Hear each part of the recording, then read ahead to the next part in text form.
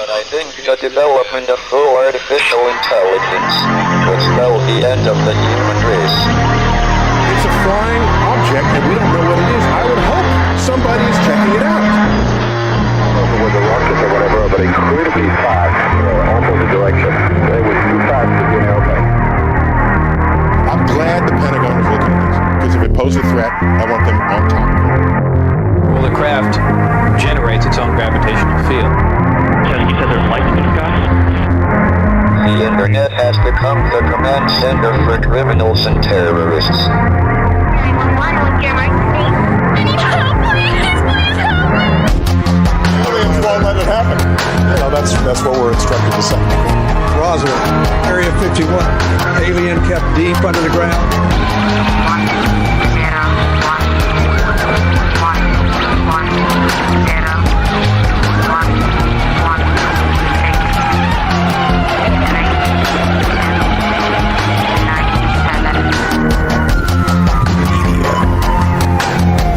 Doesn't have your best interest in mind.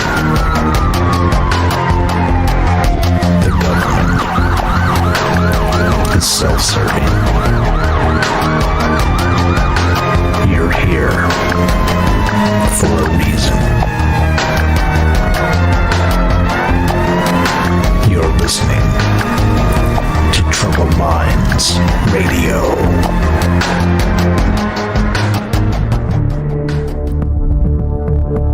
Broadcasting live from a secret bunker just off the extraterrestrial highway. Somewhere in the desert sands outside of Las Vegas. From somewhere in space-time, loosely labeled Generation X on planet Earth.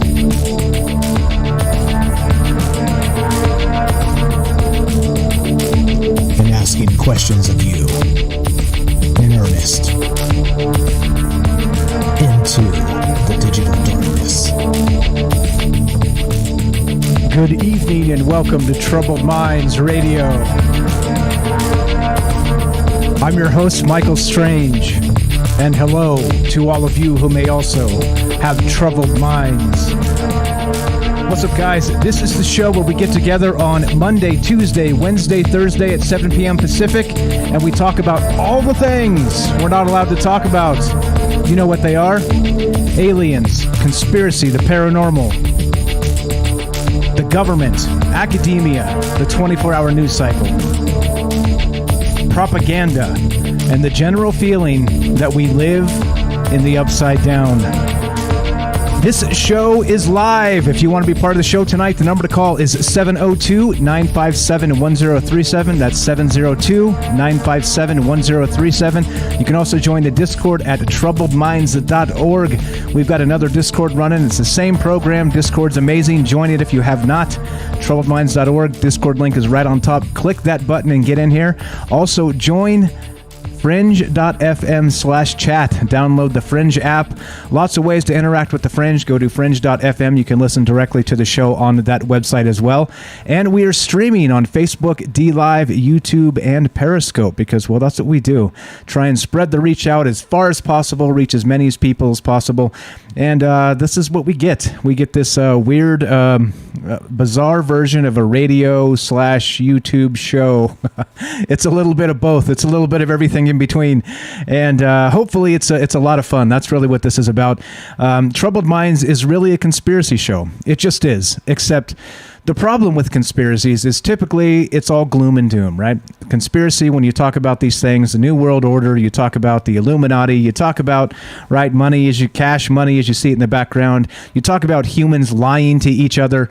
You talk about just the dishonest nature of reality, at least the reality as we're sold, the bill of goods that we're being sold in our reality. And I just don't think it has to be that way. I don't think it's necessary for us to be completely negative all the time. And so this is, well, let's call it the happy conspiracy show, meaning let's just be engaged citizens. Let's listen to what's going on around us, and let's not try and be the gloom and doom what'd you call it? Doom porn, right? Like the Alex Jones, take your shirt off and rant and wave your arms and say, oh, the end is nigh. No, the end is not nigh. It is not. I have faith in humanity, even though I'm going to dig on it a little bit tonight. I'm going to dig on us a little bit tonight. Us people, poo-flinging people. At least some of us, right? Some of the Twitter sphere, some of the social media out there, and a lot of the mainstream media. It seems to be just like a dishonest poo-flinging, crap show, let's say. That's the best way to put it. And it's unfortunate. I think that it's sort of that joke, sort of that meme where everybody gets together and they talk about, well, the way things happen is that we can make this world a better place, right? Or the joke, the conspiracy meme that it's I don't know. I lost my train of thought. I was trying to buy myself time there, and I completely forgot what I was about to say. Welcome to the radio show where the guy loses his train of thought 2 minutes in. Yeah, but okay, so basically, like humanity, this is the thing, right? So I've been cruising, as you guys know about me. I cruise the actual the news stories, right? I cruise the propaganda lines and see what's going on out there. And there's just a ton of fake news. There's just a ton of weirdness that's happening in the world we live in, right? And so part of that is you get all of these folks saying all these crazy things about, we've talked about conspiracy theory in the past, kind of like, like they've said, well, if you're into UFOs, you could be dangerous because it's a gateway conspiracy theory, right? It's one of those ones where if you think a UFO is real, well, then, you might be a terrorist, right? Something like that. I had such a good meme on the top of my head there and it just completely vanished. You know what I'm saying? Like that's the problem with reading all the chats. I have all these chat rooms up. By the way, we're reading all the chat in all those places. Facebook, DLive, YouTube, Periscope, and of course, both Discords. So if some chat pops up, I'm talking, I have a train of thought, I read some chat, I turn my head back and I forgot what I was saying. So that's exactly what happened. But the good news about that is, number one, you're not really here to listen to me, right? I mean, kind of, but kind of not. This is more of a conversation, like I've always kind of said. And part of the issue is that if we get together and talk about things, and like I always say, the experts aren't always correct, though, right? The media, the mainstream, though, Fox News, CNN, they'll always cherry pick their experts and say, look, expert. And they're correct. Listen to the experts, right? The appeal to authority. No, right? No. Guess why? Because experts, of course, are people. And people, of course, are fallible. And, of course, people are, you pay them enough of the cheddar that's rolling by on the stream here. And every man has their price, as they say. We can say every person has their price, to include all the ladies as well, and everybody else in between, just because, everybody has their price, do they not? Do you really believe that's a thing? Do you really believe that no matter who you're dealing with, they have their price? Do you believe that's a thing? That's really not what we're talking about tonight, but kind of in the periphery. It's just sort of an intro to give you my train of thought when we're kind of considering these things tonight. Because as you know, like I said, I'm always cruising the news wires, and this is what I came up with. Now, like I said, if you guys are not into this, well, that's what's going to be. So the good news is we got tomorrow, and we'll be talking about paranormal stuff tomorrow with James from Salcedo Paranormal. But okay, so the thing is, this is what I was looking at. This is what got me thinking about this stuff tonight. And I was looking at this a couple nights ago, and I thought, you know what? I think we have to really talk a little bit more about this, because this in particular is not just a dig on independent free thought. This is a dig on humanity as a whole, as a species. And like I said, kind of the conspiracy theorist in me, right? Clearly we can do lots of things at the same time, right? We can accept some conspiracy theories and we can reject others, right? Just like we can accept some of the reality, quote, the reality that the mainstream tells us, and we can also reject some of that as well. It depends, right? We are individuals, we have our own brains and our own minds, and we deserve to make up our minds ourselves. And that's what I'm talking about tonight, is that conspiracy. The conspiracy of not just the brainwashed media, but things like this. Now, this is written by Salon, and I know, shake your head, punch me in the face. I'm going to punch myself in the face because I'm talking about Salon, because they are literally one of the most trashy journalistic, you can't even call them journalists anymore. Salon is awful, absolutely awful. But of course, this is the type of stuff that they come up with. So check this out. I was cruising the news lines and this came up this week. And yeah, you won't believe this. I could barely believe this. So headline is this: a terrifying new theory. Fake news and conspiracy theories as an evolutionary strategy. That's a little odd, don't you think? What's going on with that? What does that mean? Does that mean that people in general are predisposed to just lying to each other, to being dishonest, to, fake news and conspiracies? The funny part here is I think it's hilarious that the headline doesn't quite get the parody in their own headline, right? A terrifying new theory, fake news and conspiracy theories. Basically, right, Salon is fake news. So it is kind of amusing to me to see that. It's like these guys are so far off the beaten path that they don't even know they're digging on themselves. But okay, that's fine, right? We have this bizarre part of the world that believes that their reality is the reality and everything else is fake news and conspiracies, right? And it kind of doesn't even matter where that comes from, because it could be the left or the right or somewhere in between. But it is funny to me that the headline is this: a terrifying new theory, fake news and conspiracy theories as an evolutionary strategy. All right. Now, it got me thinking, right? So I've been, I'll admit, I've been watching the Da Vinci Code when I go to sleep. And what's the other one? Angels and Demons. You guys watch that? You guys ever read that book from the old days? I don't know, it's like 20 years old or something. Like Dan Brown, the Da Vinci Code. It's not that bad, right? It kind of it blew up. It went super blockbuster. They made a movie. Tom Hanks is in it. It's one of those. The movie probably wasn't the best, but it wasn't terrible in my opinion. They had some good stuff in there. And this thing, back when I read the book, it was literally probably 20 years ago. It was a long ass time ago when they wrote this book. But it's a Grail quest, the Holy Grail. It's Mary Magdalene. It's a sacred feminine. There's a lot of really good themes in that book, right? But of course, like any other book, it has its flaws. I think it's like a fantastic pop fiction type of read, like kind of a blurs fiction and fact, that sort of thing. I thought it was good. I enjoyed it a lot, and I read. I think the best part, right, when you get a book and you read through it, you can snap your fingers and be like, "Damn, that was fast," and it's a big old book. And if you did that, well, they did it well, right? The pacing and all the rest of that. Anyway, I digress a little bit about that. But in the movie and also in the book, there's a particular line in the beginning. If you guys haven't seen this, I'm not going to spoil anything here, but there's a particular murder that happens in the Louvre to begin the movie. It's in the very beginning, and the Louvre, the famous French museum that has the Mona Lisa and all the rest of this, the Da Vinci stuff. And now this is the thing, right?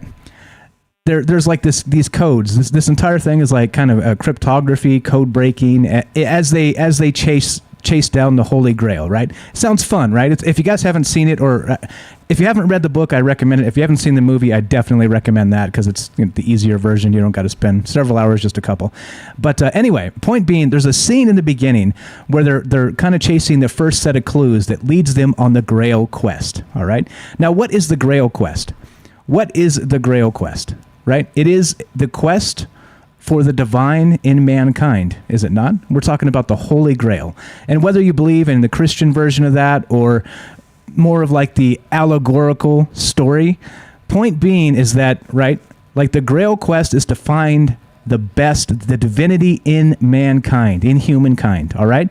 That is the Grail quest. And it goes back to King Arthur and that whole bit in the Round Table.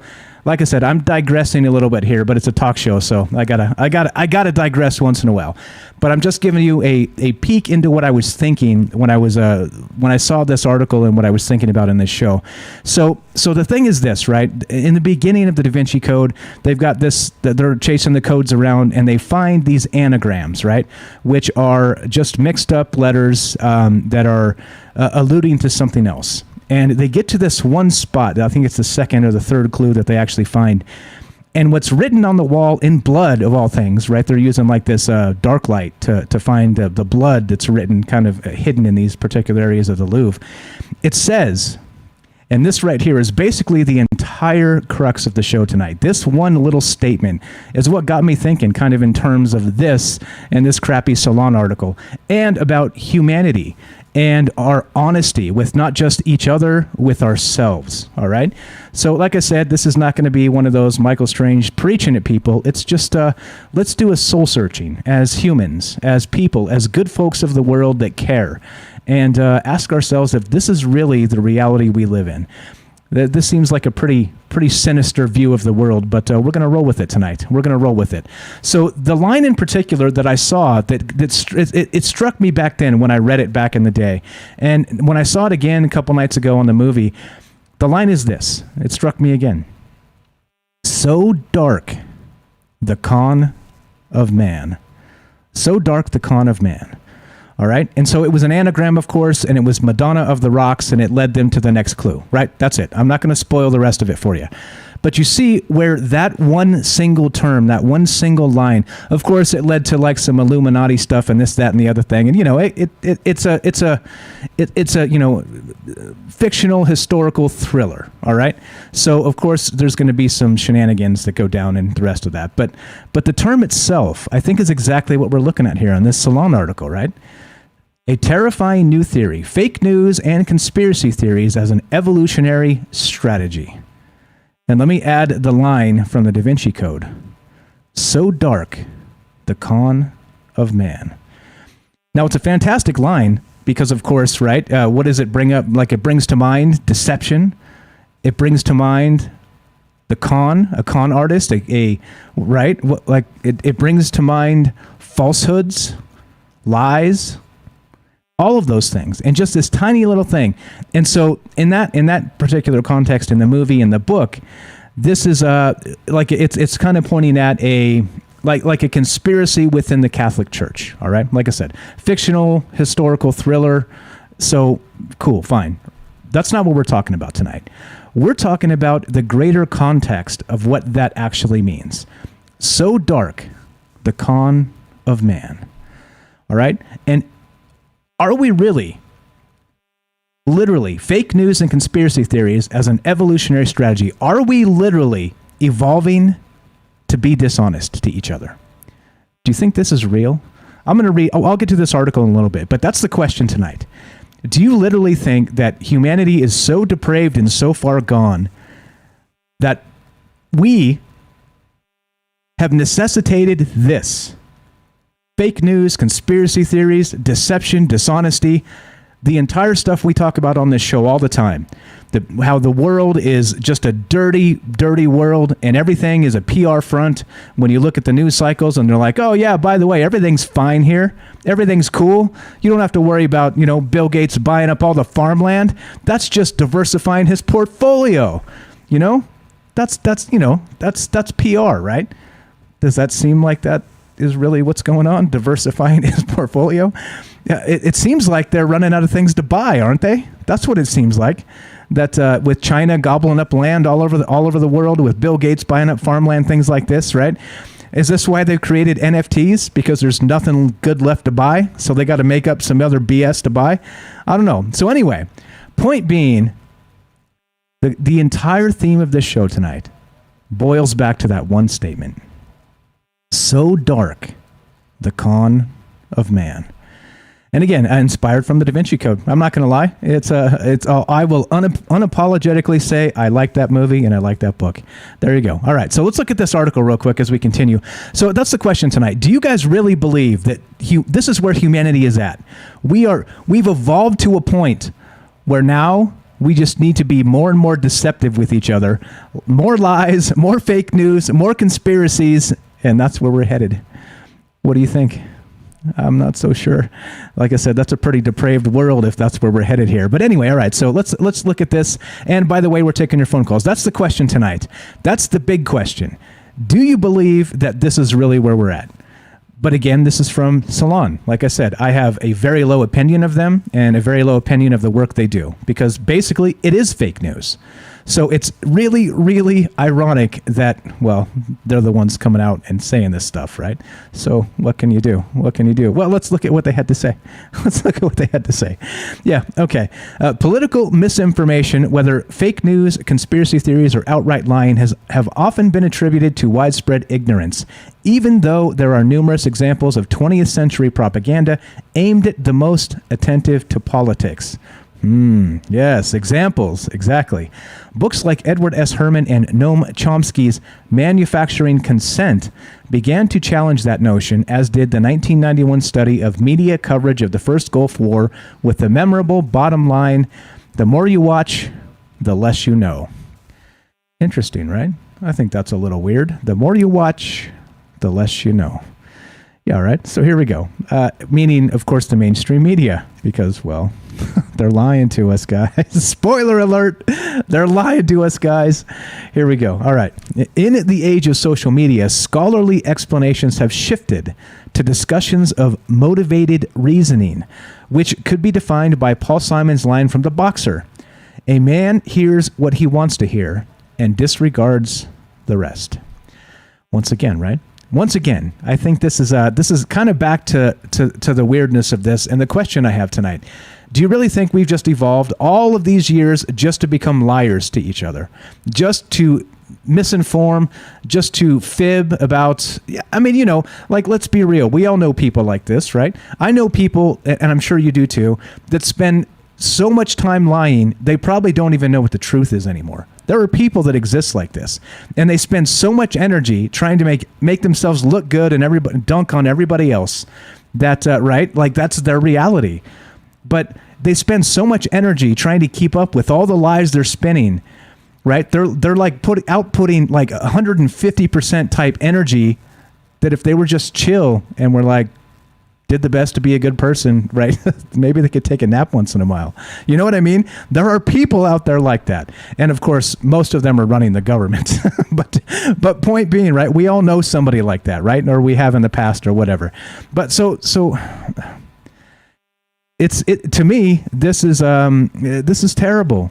From Salon, this is terrible. Again, they've cherry picked their expert, right? There's a scientist that wrote this. There's a scientist that has this theory. We're going to continue with this article and this theory as we go tonight. But again, I'd rather hear from you. I'd rather hear from you guys. Do you really think, after billions of years of evolution, people have arrived to tell each other lies, disinformation, and conspiracies? Is that why we're here? Is that really what's going on in the world we live in? And of course, why? Why would we do that, right? For higher social order, right? For more money, which you see behind me here on the screen.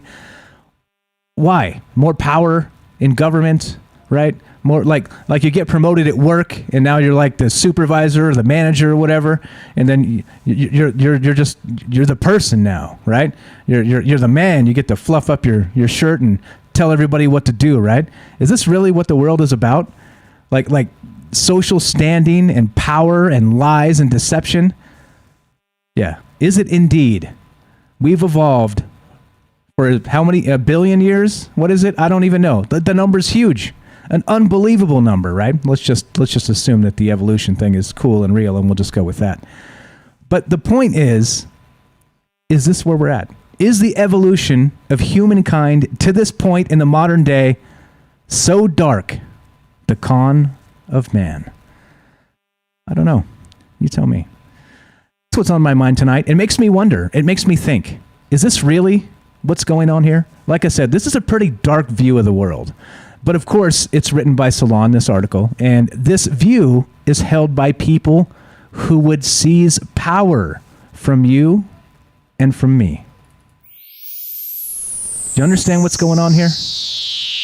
So, the dark con of man, I reversed it, is this article from Salon. We'll keep reading it, we'll keep talking about it, but that's the question on my mind tonight. Do you really believe humans have evolved millions and millions of years to get to the point where we could efficiently and brutally lie to each other? Is that that's the goal? Is that what we're doing? Yeah, I hope not. I sure as hell hope not, because, well, It makes me sad for the future. If you guys love this, stick around. More after the break. This is Troubled Minds. I'm Michael Strange. 702-957-1037. Be right back.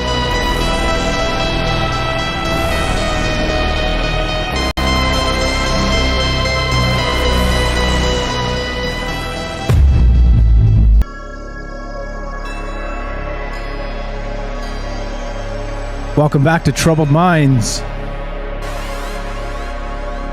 I'm your host, Michael Strange, and we are streaming on Facebook, DLive, YouTube, and Periscope. And we are broadcasting live on the Fringe FM.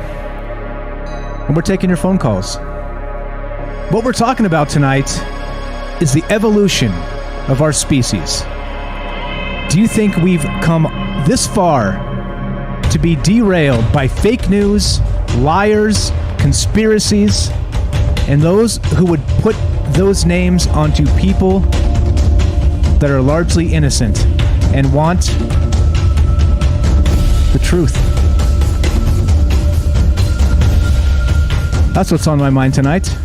Salon wrote an article describing how we lie to each other, how it's an evolutionary strategy. One more time, the headline is this: a terrifying new theory. And of course, this is from a professor, from an academic, from an expert, as it were, right? Because of course, we have to trust the experts, we're told, right? Fake news and conspiracy theories as an evolutionary strategy. And as I said before, inspired by the Da Vinci Code, so dark, the con of man. You think that's why we're here? Do you really think that we've gone through all the trials and tribulations of thousands or millions or as far back as you want to go, however many years it's been, to really culminate in our full selves, our full evolutionary selves as liars, spinsters, and conspiracy theorists? Well, here we are. Congratulations. But of course, if you ask me, I think it's the reverse. I think people like us, we want the truth. We can handle it. We're not afraid of the truth. We're here asking these questions every damn night to get to some closer version of the truth, because I don't even believe truth exists anymore because of garbage like this, garbage like Salon, CNN, Fox, you name it. All of these guys, lying propagandists. And you know what? The funny thing is, the only thing they all agree on is that we're dangerous. You know why? Because we're not listening to their crap. So what does that make us? Dangerous. So I ask you again, who's the liars? And have we really come to a point in our lives as a species of these millions of years, they tell us, to get to the point where we've just become well-rounded liars? Yeah, no. Isn't that exhausting? Like, think about that. That is literally just not just dunking on people. That's dunking on independent thought. That's dunking on all kinds of things. Anyway, we're taking your phone calls. If you want to be part of the show tonight, do you have an idea about this? Do you think that the propaganda now is so poisonous that this is the type of stuff we're talking about? They cherry pick this garbage from who knows what professor. I'll get to that in a little bit. But here we are thinking about it, discussing it, and really? Like, do you, like I said, we all know, like, well-crafted, well-rounded liars. But are you really fooled by people that lie all the time? Like, how long are you fooled, right? Like you get lied to by this person 2, 3, 4, 5 times, and then suddenly you're like, oh, right? What did George W. Bush say, right? Lie to me once, never fool me again. Whatever the hell he said, right? Whatever the hell he said that one time. Anyway, we're taking your phone calls at 702-957-1037. That's 702-957-1037. Let's go to Jack in Wisconsin. What's up, Jack, my friend? Welcome to the show. How are you tonight? Jack. What's up, buddy? Hey, how you doing, Mike? I'm doing good, man. How are you? Hey, I just wanted to bring up, I wasn't really going to talk about this, but I want to bring it up now that I heard what you just had to say and everything.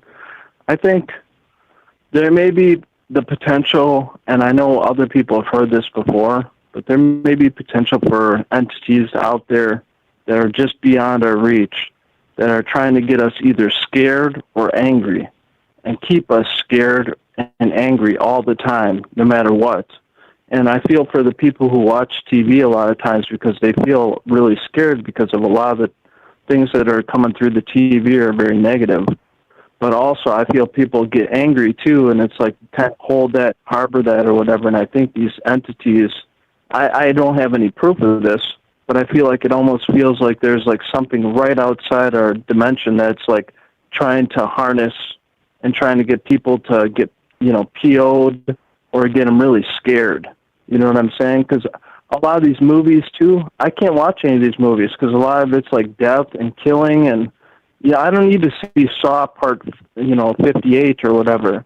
I don't need to be scared the bejesus out of me. You know what I'm saying? But I think there's a reason for all of these things that are going on right now. Trying to get people scared and trying to get people, PO'd at everybody else. So that's just kind of my thoughts about it. Yeah, it's the same thing. It's division politics. It's again, right? Like if there's other people that are different than you whatsoever, they tell you should hate them, right? And it goes both ways, all the way around. It's so absolutely hilarious, and that even not just in particular that being a human being is hard enough because there's all these contradictions we're always dealing with, but then layer on top of that we have this mass media that's feeding us nothing but contradictions that we already have ourselves. Being a person is hard because, like I said, truth I don't think exists anymore. Maybe 30 years ago you could probably come to a truth and be okay with it. I don't even know anymore, man. This is where we're at, and it's unfortunate. Go ahead, sorry. Mike, can I? Of course. Can I humbly? I was going to say, can I humbly disagree with you? I think there's definitely a truth, and I think if people hang in their truth and they keep from becoming polarized, because the thing is, that's what the people on the TV and everybody else wants you to do, is they want you to choose one side. And then if you choose one side, it becomes a battle. If it becomes a battle, then they can basically manipulate you to do whatever they want you to do. So if you just kind of look at it from the, kind of observer's perspective, try to look at it objectively, a lot of times you can kind of step outside the conflict and be like, oh, I can see what's going on here, why the news is trying to stir people up or whatever. Because I think a lot of these people out here, they do have brains and they do watch the news and they do know that it's for manipulation. So I want to give a lot of people credit out there, and I think basically everybody that's watching the show, they're people who can watch the news and they can judge for themselves and they can figure out oh, they're trying to manipulate me in this regard, and they can figure it out for themselves. I think we have a lot of smart people out here that, we're not going to be divided. And I think a lot of families out here, too, a lot of families out here aren't just white families or black families or Latino families. A lot of families out here, I think you even said yourself, Mike, you're Latino. A lot of people out here, they have mixed families. So it's you're not going to cause a racial riot or, some kind of a civil war because of our skin, because you know what? We're already integrated. We already love each other, and we're already part of families, and we're not going to have anybody tell us we're going to war with somebody else because of the color of our skin. That's ridiculous. That's BS. Amen, brother. Amen to that. I just wanted to say that. Yes, amen to that 100%. And so I'm not saying truth doesn't exist, only in an abstract, right? That's what I mean. So that we've been bombarded with BS and hate for so long now that it's breaking apart families. That's what's actually happening here. These are the things that are going on, right? People are just no longer speaking to each other. They're not coming to each other's weddings. They're, things like this. And it has, think about it. If they didn't have the propaganda media, none of those things would have ever, those little spats would have ever happened, right? Maybe some people are just incorrigible. You know what I mean? Incorrigible. Those type of people. And that's why, I Go ahead. You're good. We have to deal with these talking heads every day, and certain people who do watch them, they do subscribe to them wholeheartedly. That's the problem. It's tough to get them away from watching Anderson Cooper and people on CNN and even Fox. You can't have one. You can't just look at it one way. You got to look at it from all different perspectives. It can't be just Fox or just CNN or MSNBC. You got to look at it. Why is this news is this a news story? Every night you should be wondering, like, why is this a news story right now? What is behind this? Why do they want to put this out to the people? And usually, if you look a little bit deeper into it, there's some other reason besides just like, you know, hey, we want to tell you the news. Usually it's to scare the crap out of you or make you angry. It's one or the other, you know, which that's why I don't watch the news anymore, you know, so. Agreed, man. And though, keep an eyeball on it once in a while, because I think it's healthy to know what they want us to think. That's why I do this, because it makes me watch, right? Because I have to talk about this on a nightly basis. Not this in particular, but you see it, right? And you see it in an article just like this. It's one article. It's enough to trigger you and make you just go off for 3 hours. Watch, I'm about to do it.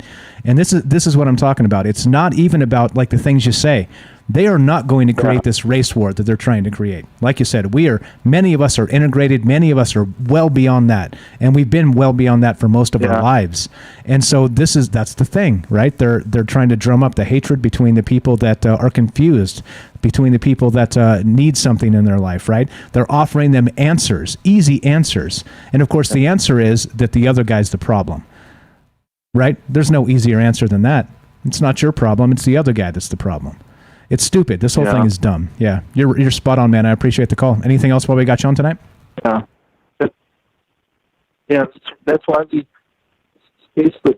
Well, yeah. I basically want to tell everybody, like, that's why we all have to hang together in these little groups, even just hanging out with you, Mike, and just kind of talking about these issues or whatever. It's like, it's good to have people that are really positive, people who care about other people, you know, because a lot of times people don't really care about other people. And I think we have a really great group here, and I love hanging out with everybody in chat, love talking to you, and just really, I'm so thankful that, you know, we have a place where we can talk about these things, because without you, I don't think that we would. So thank you very much, Mike. Appreciate it, Have a great night. Appreciate it. Thanks for contributing. Thanks for the call. Good stuff as always. That's Jack in Wisconsin. Fantastic call. There you go, guys. We're talking about this tonight. Hey, Cole 370. You keep saying that stuff, and I'm going to ban you. Stop with that stuff. Like that hate division stuff. I don't play that. We are not doing that. And if you keep dropping that crap in the chat, next time you're banned. That's it. Period. Stop. Got it? No more. All right. Now this is the thing, right? Exactly that. It's the other guy's fault, right? It's always the other guy's fault. It's always some group. It's always some faction. It's always something, right? But again, who do you blame? Do you really think Marco Rubio is the devil? Or do you really think Nancy Pelosi is the devil? No, they're both horrible human beings, but really? Like, who's pulling their strings? Like, not even to get political. You don't have to. You just have to look and see what's going on with all that stuff. And if you pay close enough attention, they're both playing for the same team. And the only thing they ever agree on is that people like us that don't buy their BS are dangerous, right? Like I said, when I hear the term a bipartisan agreement, I'm like, oh, now they've got us. Because what else can they agree on other than we're dangerous and we deserve less, or we deserve to pay more taxes, or whatever else?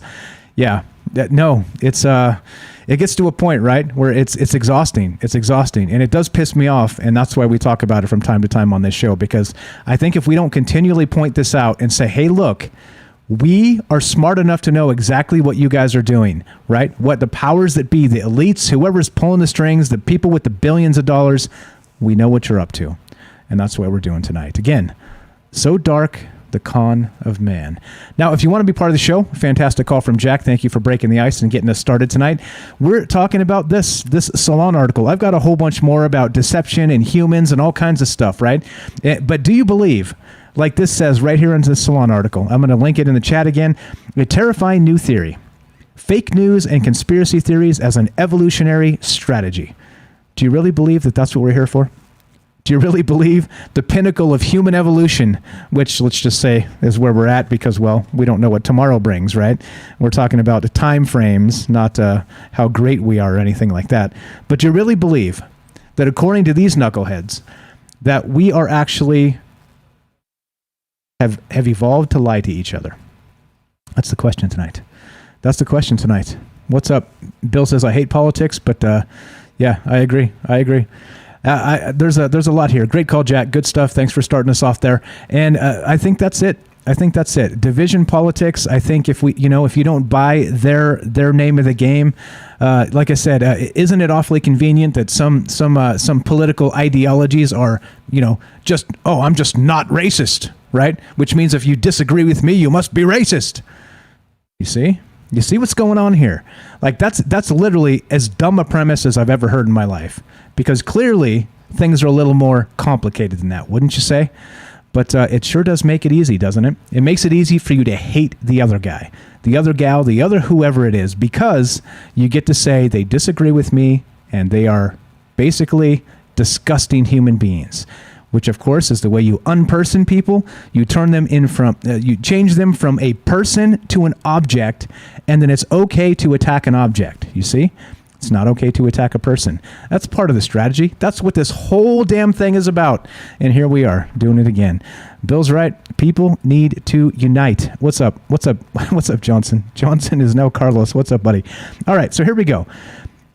Back to this article for just a little bit. Again, this is from Salon. Headline is this: a terrifying new theory, fake news and conspiracy theories as an evolutionary strategy. Yeah, right?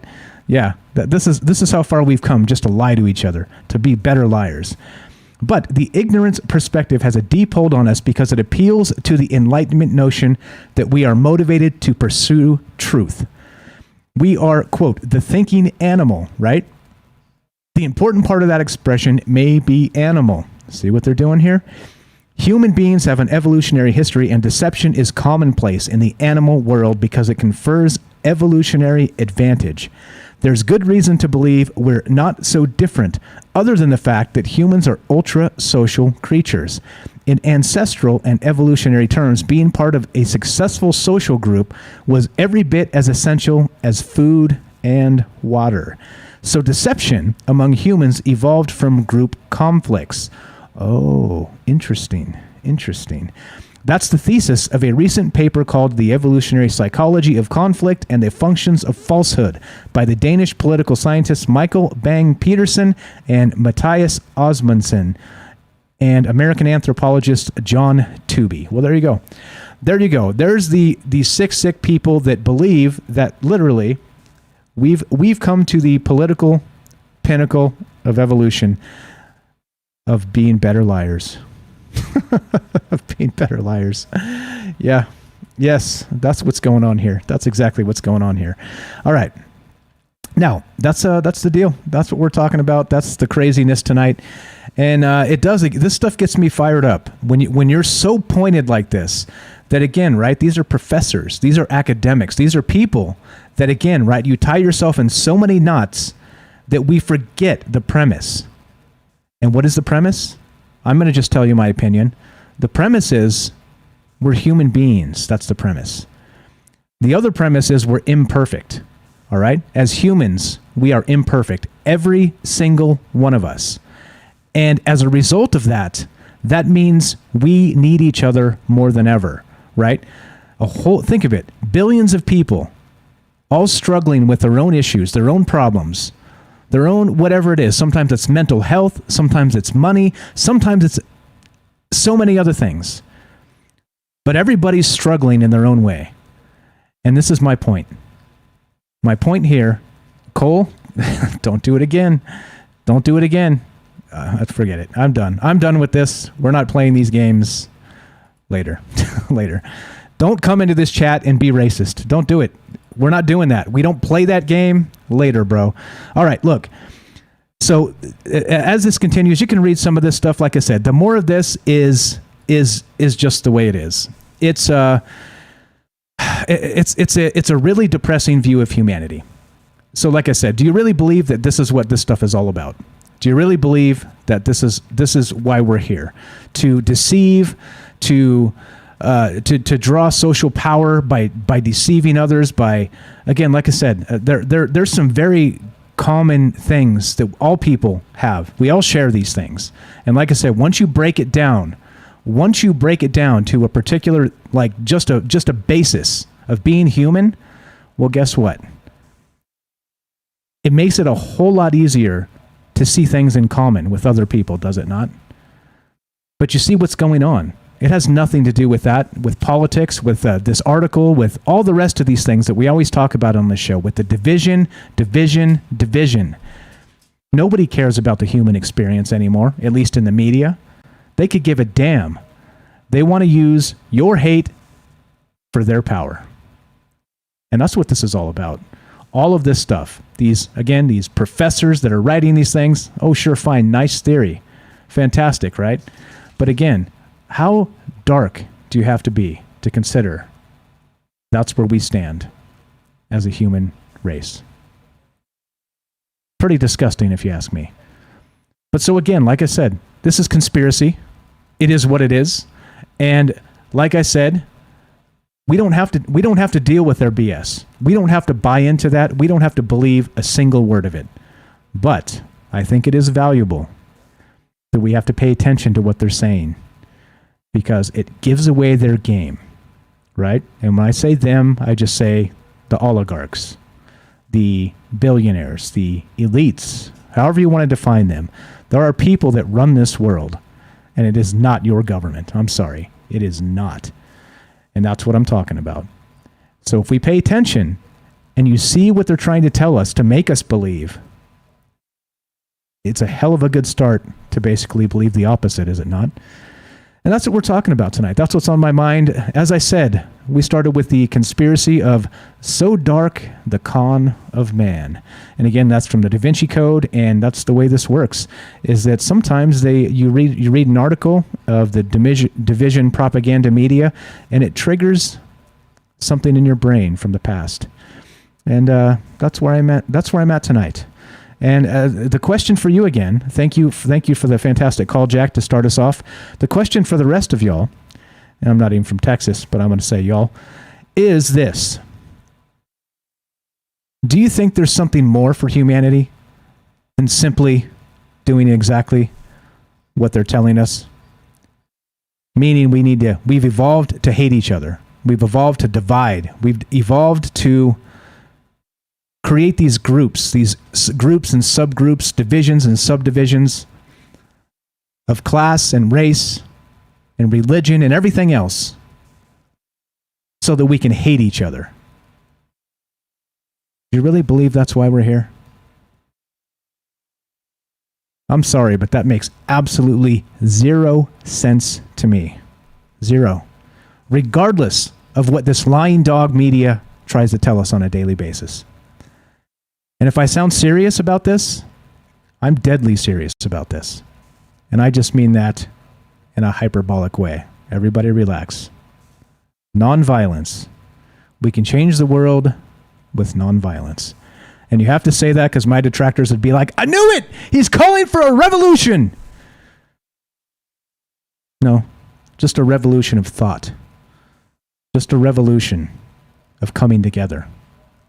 Just a revolution of ignoring the lies that are dripped into our minds every day by this lying dog propaganda media. I think we're out of time. Sometimes you just get going and you run out of time. This is the thing. This is Troubled Minds. I'm Michael Strange. We're talking about propaganda. We're talking about people. We're talking about the human condition. We're talking about what it means to be you. And do you really think we came this far? Over how many years of the past? So many challenges we've conquered as a human society to get to this point where we allow garbage politicians and garbage media to drive us apart. I don't think so. We're taking your phone calls at 702-957-1037. What do you think about this and the rest of this stuff? Do you love it? Hang around. This is Troubled Minds. I'm Michael Strange. More after the break.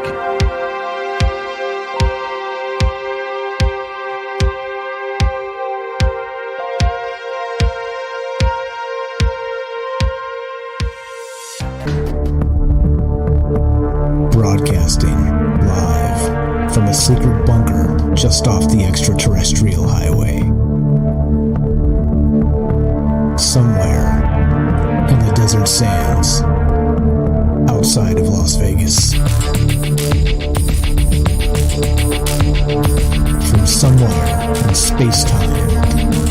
loosely labeled Generation X on planet Earth.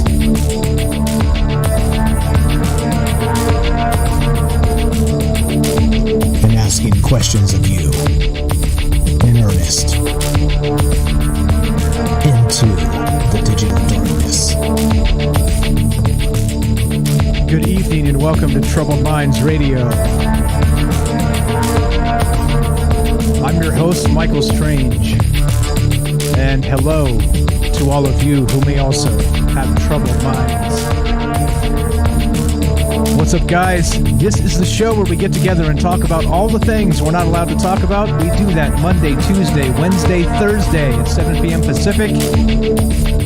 And what are those things we're not allowed to talk about? You know, aliens, conspiracy, the paranormal, the government, academia, the 24-hour news cycle, propaganda, and the general feeling that we live in the upside down. This show is live. We are streaming live on Facebook, DLive, YouTube, and Periscope. We are broadcasting live on the Fringe FM. And like I said, we're taking your phone calls. If you want to be part of the show tonight, the number to call is 702-957-1037. That's 702-957-1037. And we'll put you on the show. We had a great call from Jack to kick us off. And you guys know the drill. If I don't get calls, I get cranky. And I'm already cranky, so you know what happens when Mike gets really cranky. Actually, you don't. You don't. I'm just kidding. But what we're talking about tonight is this article and this idea, this notion. Again, this is an article from Salon, and it you can tell it triggered me, right? I hate that term, but sometimes you read some things. Sometimes you see some headlines. Sometimes you see what the division propaganda media is up to, and it just absolutely downright pisses you off. And this right here, it follows that case. It literally puts it in my craw when I read things like this. Because of course, right? What is it? It's just more division. It's just more hate. It's more hate cycle propaganda, which is exactly what this is, right? We'll just change the name news to the word hate. Then it's now, instead of news cycle, it's hate cycle propaganda. Again, just real quick, and I've got some more to talk about with this. They've got a great article from The Hill talking about this, but again, from Salon. Just a headline to give you guys an idea of what's going on here. A terrifying new theory. Fake news and conspiracy theories as an evolutionary strategy. And like I said, did we really come all this way as people to really just become liars? Better seasoned liars. And, you know, I get it. You know, they're scientists, they're, you know, anthropologists or whatever it is, and they're looking into the, you know, the actual history of the human condition, right? And yeah, fine. Sure, fine. But really, though, like, I think it's pretty gloom and doom to be dropping stuff like this and making huge accusations about where we came from and where we're headed and saying that we're here because of some our ability to lie, to deceive. You see? Now, of course not, right? Like if you look at the mainstream media, if you look at the way the media runs now, all they do is lie to us. That's all we get. There's almost nothing else. And like I said, the things that they're telling us are so far off the beaten path that it's sick. It's sick. And Matt's got it right. Matt says this in the chat. What's up? I am reading the chat, guys. 2 minutes of hate. But you know what it's become? It's become 10 decades of hate. You see? 1984, you remember that? They all got in the theater and they put up Emmanuel Goldstein, who was, of course, the enemy. Nobody even knew if he was alive anymore. Nobody knew if he was a real person ever. But it didn't matter because they knew he was the one to hate. You understand the way this works? This is exactly the world we live in. And no matter what you turn on, Rachel Maddow, Sean Hannity, Tucker, Don Lemon, any of them, what are you going to get? Hate. Division. Blame the person who's least like you. You get it? This is not okay. This is absolutely not okay, and it really, like I said, it gets under my skin a little bit. So anyway, this is from The Hill, and they're talking about it again. Their headline is a little bit different, but probably a little more on point. Terrifying new study says our conspiracy theory epidemic could be a result of human evolution. Mm-hmm. Yeah, right. Yeah, right. Yeah. sick stuff, and this is what's on my mind tonight. And like I said, it kind of I was watching a little bit of that. What's it called? What is it? The Da Vinci Code, right? And there's that scene in the beginning where they have they start chasing the clues down. And I said this in the first hour just to kind of recap. I know we got to reset, reboot as the top of the hour comes for radio. People come and go, so you got to kind of backtrack on yourself once in a while. But I was talking about the Da Vinci Code. And the line as they chase the clues down as that movie began, if you guys ever saw it or read the book, so dark, the con of man. And to me, that's exactly what this is. That's exactly what this is, right? Is that, all right, if you can give that term, that little sentence context in any way, shape, or form. And so who's conning who? Who holds the cards here? Who holds the power? Who runs the media? You see? Like I said, like Jack said when he called in, so many of us are mixed race.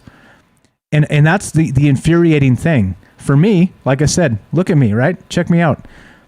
Right there on the screen. What would you identify me as? Like I said, it's not about what I really am when you're talking about division, hate, and propaganda. It doesn't matter what I really am. It only matters what I perceive to be, to whoever wants to label me as such. Now, don't get me wrong, but isn't that racism? There you go. David, what's up, says the United States was created through a conspiracy against the king. And you are absolutely right. You're absolutely right. And yes. All right. So we're taking your phone calls tonight. We're talking about this topic, the division media, these articles where they're saying, like humans have evolved to become adept liars. Right? Right? Don't you think there's more to the human condition than that? Like I said, this is a pretty dark way to look at humanity, and I reject the notion. And I think that, just like I said, we all know people who just spend all their time lying, and it's so much energy that if they just told the truth and tried to be a good person, they wouldn't have to lie at all. And yet, it doesn't matter. But like I said, I don't think those people are the norm. I don't think those people are regular folks. I think regular folks are, by and large, as honest as they can be, right? And is it, think about it this way. Some people have said this, is honesty a luxury? Right? Like talking about stealing things or, right? Like if you have to eat, you have to eat. So, but is that dishonesty, stealing to eat? You see? It's not as complicated, it's more complicated than these folks try to make it. But the easier they package it, the easier it is for them to use it against us. And that's what we're talking about tonight. So we're taking your phone calls again if you want to be part of the show. Thanks again, Jack, for the fantastic call last hour. Let's go to Joe in just a sec here. If you want to be part of the show, 702-957-1037, troubledminds.org, and let's do it. Let's go to Joe in Florida. What's up, my friend? Happy birthday. Long time no talk. How are you? I'm okay. Can everybody hear me okay? Loud and clear, sir. Go right ahead. All right, perfect. So perfect. Good topic. I've been rather busy. When you talk about evolution, I kind of think DNA, but when you go past that, why wouldn't we be conspiracy theorists? I'll give you one for an example. Dark Ages. Okay? Roman religion and Dark Ages, fighting, corralling people, making them fight for a belief or a cause. The Inquisition, all of these things. And then we have the Enlightenment. In the Enlightenment, Galileo was a conspiracist, right? The universe went around the earth. Why would we not question our governments and our leaders going back through time? Because the question, and we're all preaching to the choir here, to question is to question authority. And right now, we could heavily be questioning authority. If we came together, we would probably have a bigger revolution than maybe the French Revolution. I'm not condoning any of that. Or we might have bigger changes than the Enlightenment. Okay. when you saw a time and place in Europe where the Enlightenment took hold in most of Europe and moved everybody along out of the Dark Ages. But looking at history, everybody was kind of united. If I was a person in this day and age and wanted to maintain power, and I'm talking old oligarchs and old money, what would I do? I would divide and conquer. And those people that have the money and the wherewithal would also have the knowledge to go back in history and look at how they can manipulate things. And then we see it before our eyes. Revisionist history, this history, that history, and you're exactly right. For every example you could give on one side, we could give an example on the other side in a two-party thing. Is truth a luxury? I could tell you from my own perspective, in my job as a funeral director, truth is a luxury that maybe I give people that they don't understand or want to hear. I could tell you this, when families come in, some people think when you cremate people, you're putting 2 or 3 in an oven at a time, or because that's what they hear. In the meantime, 99% of the time, we're doing the right job. You never hear when you're doing a good job. But like some people put in chat, the 1% of the time when somebody complains or makes a falsehood, that does all the damage that it needs to do, whether it's true or not. And we have technology also to thank the expediency of that. We all know that. To say that maybe all of us here, and I'm going to stick up for all of us here, I just think that most of us here have a healthy dose of let's question what they're telling us.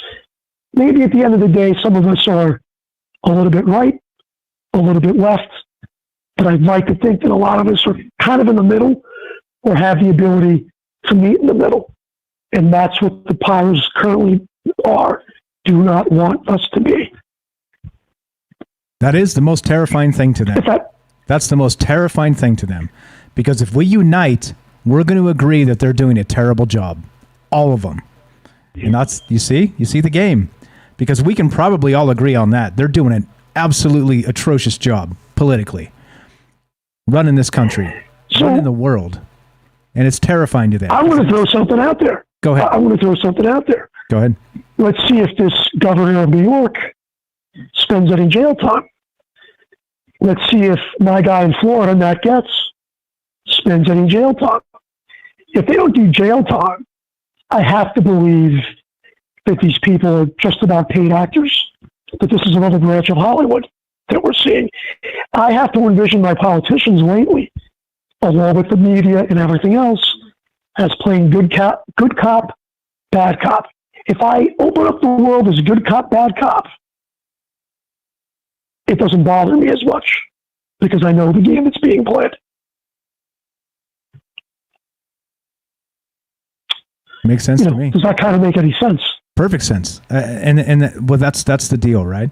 Is that they poke it like the things that we feel most vulnerable as being humans, right? They literally pick at our scabs constantly, for lack of a better term, right? Like the worst parts about humans is the things they go after, because they know, right? They say rabble rousing, and they're like, well, Donald Trump was rabble rousing. Yeah, fine, maybe, but you know what? So was Hillary Clinton. So is the other side, right? So is the entire thing. Is that's exactly what they're doing. They're trying to drum up the hatred in the people that are prone to hatred. And there's a lot of those people because, again, and I'm not even saying it's necessarily their fault. In some cases, you just have sick people. They're sociopaths or psychopaths or whatever, right? Which, of course, they usually end up in public office, don't they?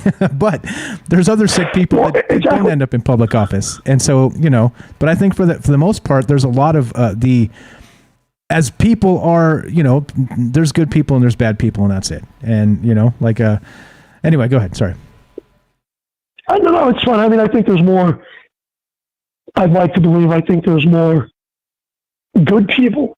It's perspective. I mean, we can get into, I'll give you an example. of divide and conquer at my job.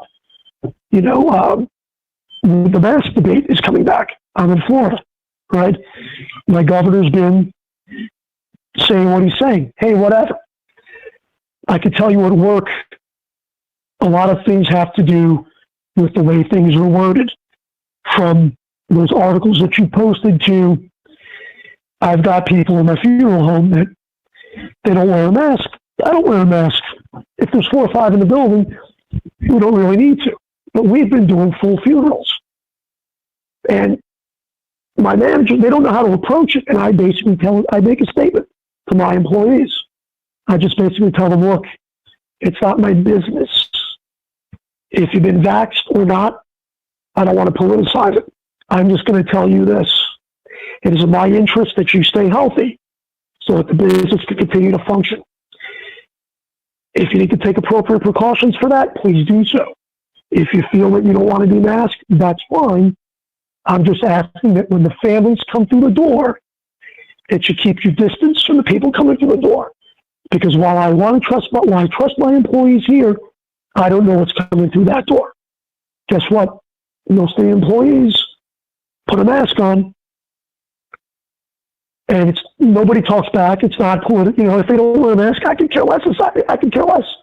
Okay, I got to wear a mask because I got to show responsibility for the company. But we don't politicize it. It hasn't been argued over. It hasn't been fought over. You know, that's it. I tell my daughter, you go to school, you want to wear your mask. She's 10. I mean, you want to wear it, you wear it. You don't, you don't. But if somebody tells you something, clock them. Even though we have the argument about violence in the house. Don't clock them. I want to love everybody, but I don't want anybody to tell me what to do. It's basically, we all need to kind of stay in our lane. You know, if we come on this forum and we debate it, and you're an excellent host and a moderator, and you have excellent guests and people that call in, but I don't pay your taxes. Why should I be bitching unless you're doing child porn or something ridiculous? But this media comes into our house. They come in with these headlines, this propaganda, this bull crap. It's not even investigated. Somebody throws a theory out there, you know. That's all it is. That's all it is. The thing is that you and I, and the people that listen to this, know enough most of the time to take a deep breath and maybe read it a little bit and understand it without having a knee-jerk reaction. I mean, most of society will have a knee-jerk reaction to these things.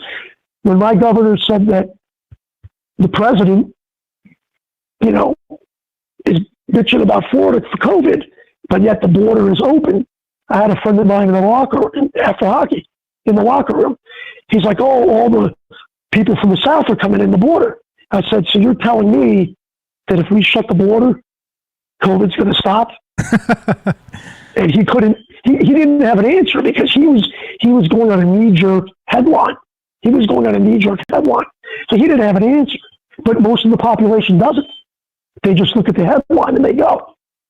And that's what the media and power depends on. I mean, I'm preaching to the choir. I've been on long enough.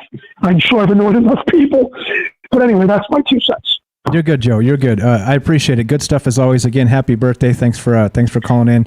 Thanks for listening. Thanks for being part of the show. We'll talk to you soon. Have a great night. That's all right.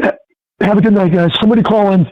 There you go. Thank you very much. There you go. All right. So we're talking about this weirdness. Do you think that humans have evolved to lie? Do you think that's the bottom line here? Do you think that we've just become dishonest machines, and that's why we're here? Yeah. Right.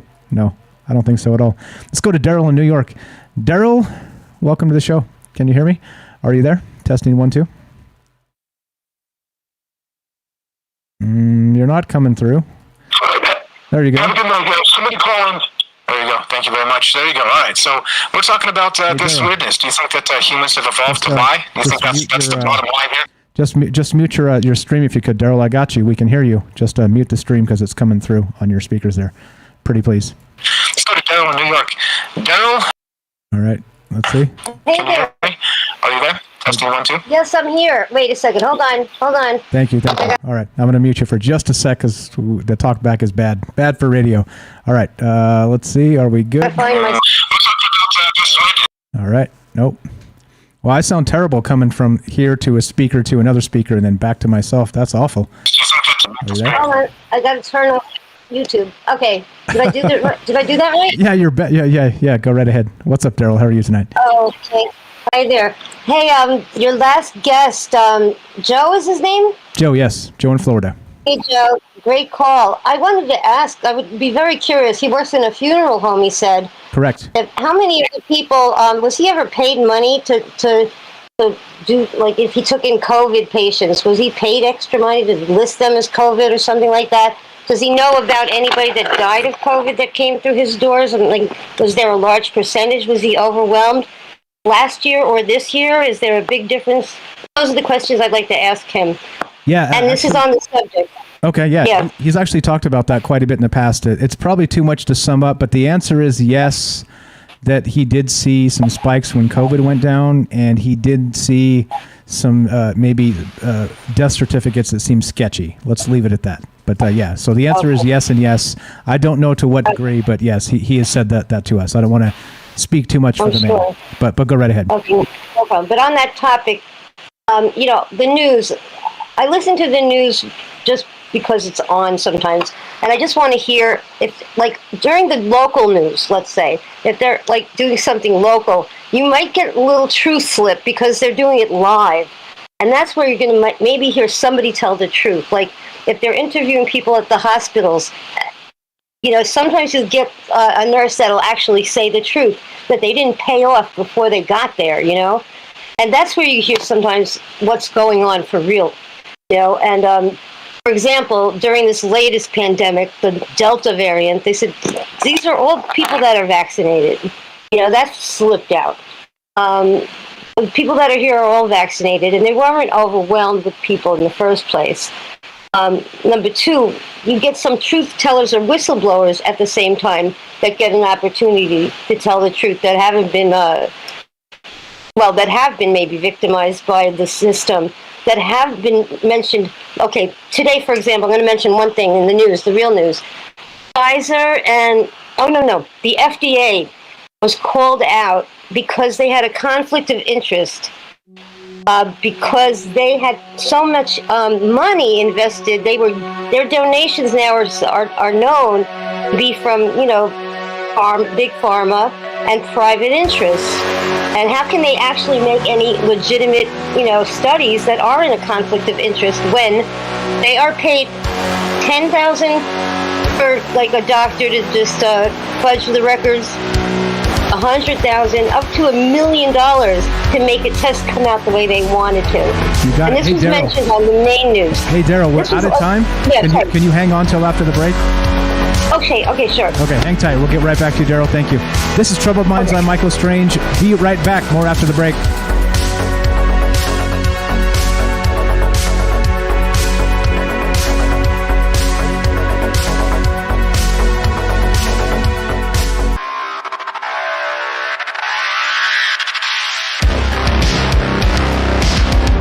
All right, welcome back to Troubled Minds. I'm your host, Michael Strange, and we are streaming on Facebook, D-Live, YouTube, and Periscope. We're broadcasting live on the Fringe FM, and we're taking your phone calls. Tonight, we are talking about, that's right, the mainstream media. Salon put out an article saying a terrifying new theory, fake news and conspiracy theories as an evolutionary strategy. I think that's a pretty dark view of humanity. What say you? 702-957-1037. That's 702-957-1037. And we have Daryl on the line. We're going to go straight to Daryl. Thanks for being patient. Let's do it. Let's unmute you. Let's see. Here we go. Let's work the technology. Press the buttons, Mike. You can do it. Daryl, welcome back to the show. Are you there? Thank you. Thank you, Michael. Can you hear me? Loud and clear. Go right ahead. Okay, great. Sorry if I was ranting. No, you're allowed. Am I ranting? You're allowed. Okay. Oh, cool. All right. So they were saying on the real news, this came out that the FDA, they were questioning the FDA's, efficacy based on, them having so much private money And the big pharma's donating them, and they give grants based on the money donated by the pharmaceutical companies, and they also pay private incentives up to $1 million to make their tests, work out in the way they want. They can fudge a test to make it approved. They can approve something quickly, whereas normally some drugs take up to 10 years of testing, but now suddenly they can be sped up. Or these emergency, for emergency use. So that was something on the real news. And when I hear flickers of like the real news coming out with something that is not on their normal, agenda, I start to have hope that maybe, they are going to wake up with a conscience, or they're going to be feeling like this truth needs to come out right now. I mean, if you could be a journalist, I don't know if I should call them journalists, that's a generous title, but can you really sleep at night doling out this crap? Can you really look in the mirror, and feel like you're a good person and what you're saying, even though you've got to know by now you're doling out a lot of BS, Yeah, that's exactly it. And so, funny enough, right, in the old days, they used to not pay journalists very well at all because, if you're doing it right, you're out there seeking the truth, and nobody wants to know the truth because, well, it's not in line with the interests that be, which of course is the billionaires, the oligarchs. And so now notice people like Don Lemon or guys like this that they call journalists, like the people that are like the mainstream on the TV. These guys get paid millions and millions of dollars. It's not like you made $12,000 a year back in the day to be a journalist. Now you get paid millions if you're a good enough liar, right? If you're a good enough propagandist. So you see how things change. Real journalists don't get paid. They still don't get paid. No, because nobody wants to hear that. Only we want to hear that.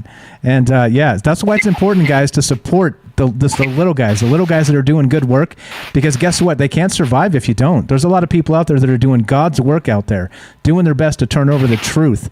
And if you turn on Don Lemon instead and don't support the little guys, well, that's part of the problem with the world as well. Sorry, Daryl, go ahead. My little rant. No, it's true.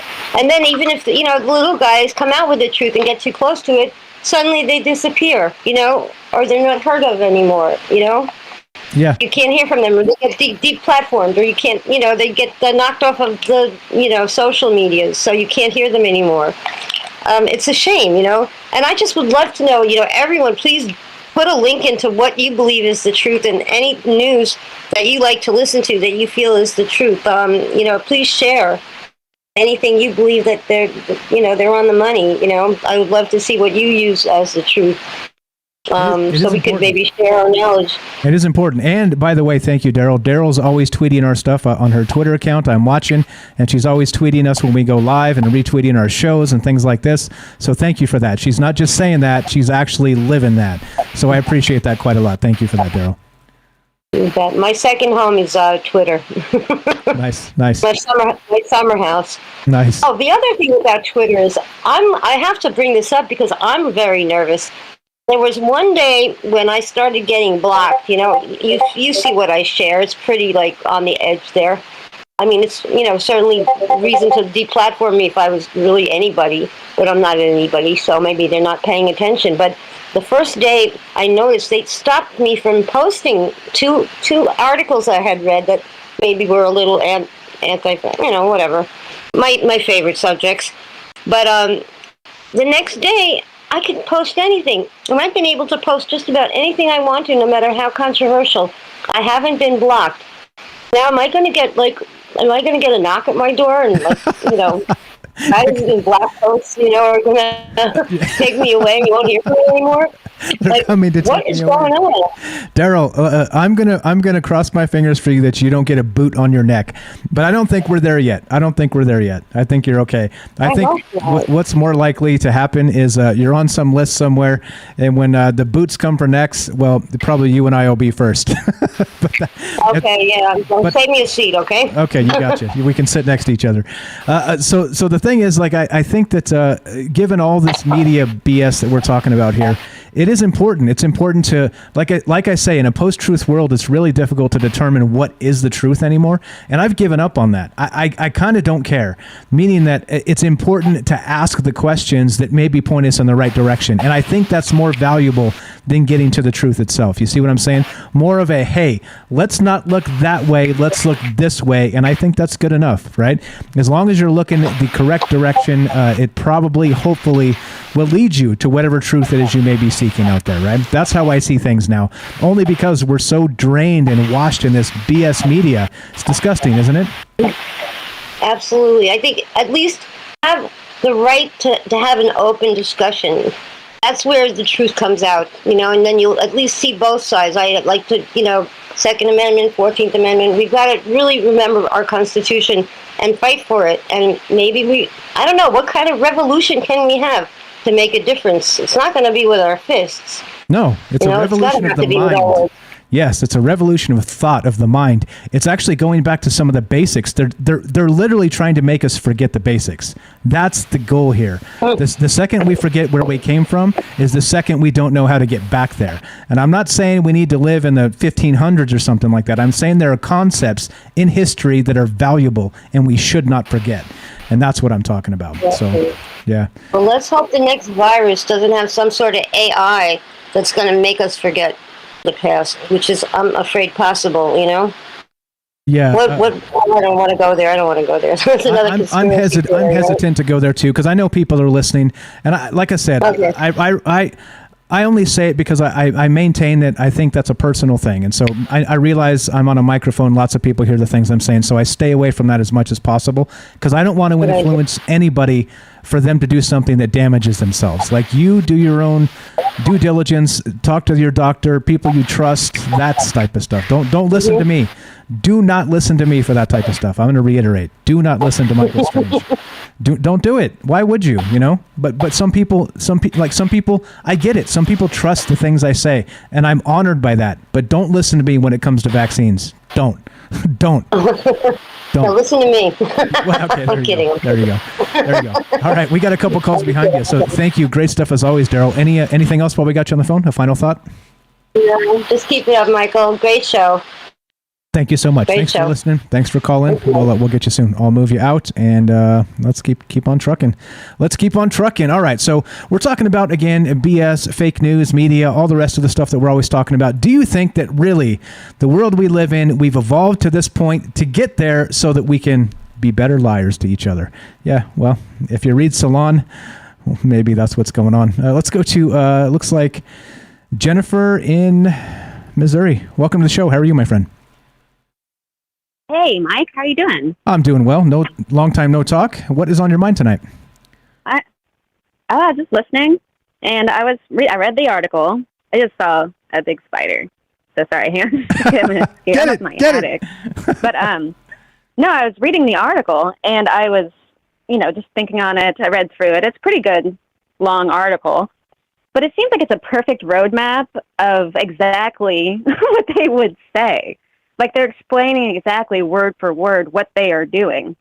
I think that, the lying, is not an evolutionary survival mechanism of humanity. I mean, there are ancient texts that talk about deception and the greatest deceptions of them all and things like that. And that's been around forever. And the Trojan horse, I mean, it goes on and on. And it's really funny because, people have always resented it as well. When they know when they're being deceived, they know when they're being lied to.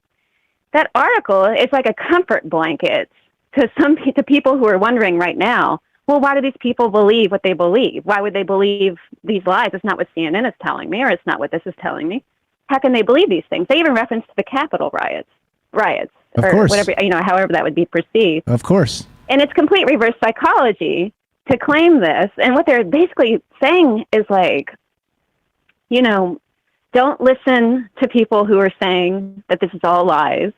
Don't listen to them. They're just trying to save themselves. This is some kind of, evolutionary way to try to survive because they think that people are in the death throes. Like the truth is in the death throes, and that is not true. And they're trying to, they specifically target conspiracy theorists, which is no more than people who know what's going on and just won't accept that there's nothing going on. when there clearly is. And people who believe suddenly out of nowhere that that we're not systemically racist in this country, well, then they're liars. How could they possibly not realize that we are? So it's complete reverse psychology. But as far as like lying as an evolutionary, mode of survival for groups that are not going to make it, when there are other groups just now becoming born, basically. Like there are new idealisms that never existed before that are coming out now. It's all a new, they're just trying something out to see if it'll take hold, essentially. And so I think that it's a way to, and not only that though, but there's reward systems for believing the lie. And you'll notice that people, they can give themselves virtue padding, that they believe the lies that they're being told and that they refuse to dig any deeper. They won't even listen to people that do have, what's the biggest problem going on in society today is that people can't accept opinions that aren't their own opinions. They can't accept it. And I think that that's something that that is unusual, that I've never noticed before, except in places like when you're doing studies or anything like that you always see that in countries where the governments or certain groups are trying to overthrow entire groups of people and take their resources, which I think is exactly what is going on. And they're trying to comfort people and soothe them back to sleep so they don't notice it's happening. And that's what that article is talking about. It's reverse psychology, that they're, if you believe our lies, then you're being smart, you're being aware, and they're being, radical and dangerous for believing what's obviously true, because we do know exactly what the truth is. We know it when we see it. There are some things that are blatantly a lie, and those are things that can be categorized as opinions. But we know what facts are, and we know what the truth is. And when people even fact checker and all of that, it's obvious nonsense that they state one thing in a statement that's not a fact per se, but it's all about phrasing and wording. And people usually just see debunked and they move along. But there's so much more to it than that. Anyway, so that's what I was thinking about it. And that, of course, people have been being deceptive forever. But people have always resented that. Human beings have always been aware of it and never accepted it. And they're not going to start doing it now. So there's no such, and I don't believe that people are evolving or de-evolving. We know that people have been what they are forever, which is pretty amazing, honestly. Mankind used to be so remarkable. They still are today. The only thing that's different is what we do for entertainment. That's what's different. And that's what's changed us, because we used to be entertained by ourselves, by our own lives. And I think that that's the difference. And that's the only thing that's changed. But it's not about evolution or de-evolving. Anyway, I'm rambling. No, you're good. But I think that they're just, that's it. I just think that they're being tricky. Isn't it rich? Isn't it rich that they're describing dishonesty as an evolutionary strategy in an article where they're being dishonest about what they're actually trying to tell you, right? They're basically just, it's like, well, thank you for, explaining exactly what's going on here that you're doing. But it's obviously, it's word for word what they are doing. Exactly. Yeah. if you know what to look for. Nobody's going to believe, nonsense. These conspiracy theorists that they're talking about do not believe wild theories. They are looking at the facts and then they're deducing common sense, and I think it depends on which conspiracy theory you're talking about. But in general, the conspiracy theories that I'm interested in, and I think many other people, are just rational, obvious things, and why is everybody pretending it's not so? And I think that's what everybody's confused about.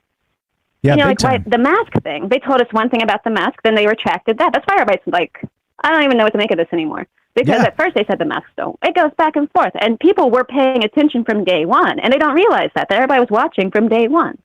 Not everybody's just kind of head in the sand. But so I think that they're just trying to tell people, no, put your head back in the sand. Sorry, my throat. I'm not used to talking. But anyway, though, so that's what I think about it. And I just think it's kind of strange. And I wanted to call in because it's important that people understand that, I agree 100%. Just because they say these people are lying doesn't mean that just because people don't agree with the obvious narrative being pushed by every media outlet does not make them liars, and it does not make them dangerous. What's dangerous is believing in the media and making that our entertainment when it should be nothing but information, and seeing through all of it if it can be done. Anyway, that might get off the phone. I have to go up into the attic because I don't have very good Wi-Fi, so I literally take like a Nighthawk neck ear up to the attic to make a phone call. And there's spiders up here. Appreciate you doing that. Thank you for your input. Fantastic as always. You're the best, Jennifer. We'll talk to you soon. Have a great night. Whack those spiders for us. Thanks a lot. All right, so there you go. Great stuff from Jennifer as always. Now, and that's the thing, right? So if anybody else read this article, what I wanted to ask, I'm going to pose it to Jennifer as well, if you can answer in the chat if you're listening there. If you read this article in its entirety, did it piss you off? You see why I'm fired up? Because when I see stuff like this is literally the epitome of BS disinformation. And if that doesn't rile you up, I don't know what will. This is not what humanity is. But this is what they're trying to tell us we are. Do you understand? Like I said, the human condition is the human condition. We all struggle. We all have our own problems. We all are people. But this is not what they're telling us. They're telling us we're all liars. That's what they're telling us. And so, of course, as a result of that, the only way to remedy is to find their truth. And that alleviates you from any bit of lying. And yeah, like I said, if you've read this article and it doesn't make you mad, I'm not sure what Kool-Aid you're drinking, but I'm really sorry. I'm really sorry. Let's go to Robert in Pennsylvania. How you doing, my friend? Welcome to the show. Testing 1 2. Robert, are you there? Oh, I didn't hear my name. Welcome to the show, Robert in Pennsylvania. How are you, my friend? Oh, I'm just fine. Right on. Trying to beat the heat here. We got up to 92 degrees. Nice. Today. Nice. 92 degrees. It's humid. Well. Yeah. Anyway. That's not good. Humid's not good. That article. Yeah, that article. Tell me about the article. All right. It's got it upside down, just like you're saying. All right. The human race has had, a lot of lying humans since the dawn of the caveman. People will lie. People will lie for two things: power or money, or both. We've had our scam artists all the way back from the start of civilization. What they're getting wrong is they're looking at it saying that lying, the human race is evolving into liars. And the truth of the matter is that's not evolution. Evolution is just the human race evolves into truth tellers. And I was sitting here thinking about back, you weren't even an idea in your mother and father's brains back then, but there used to be what filled the airwaves on television were cigarette commercials. And cigarette commercials was the number one sponsor of the news. And once they banned cigarette commercials on television, then the news went after the tobacco industry. But until they did that, they were not going to go after their major source of revenue. There used to be that pharmaceuticals could not advertise on television. Yep. And that got changed, I believe, under the Reagan administration. And once they were allowed to, all right, look at cable news, look at ABC Evening News, NBC Evening News, CBS Evening News, any news program. And it's filled with pharmaceutical commercials. So they're not going to go and tell you the truth about what's going on when it comes to these things, because that's the major source of their revenue. Exactly. And that's the part where where money begats liars. All right, they're going to lie to you. And it's 24/7, over and over again, with the book. Yeah, it's almost nauseating. It is, because you can tell when you You can tell just listening, just listening for a few minutes. What I'm going to say this word. What goddamn liars they all are. They don't care. Like you said, they're making millions of dollars to do this. I've seen honest reporters, like Rachel Maddow used to be one of my heroes.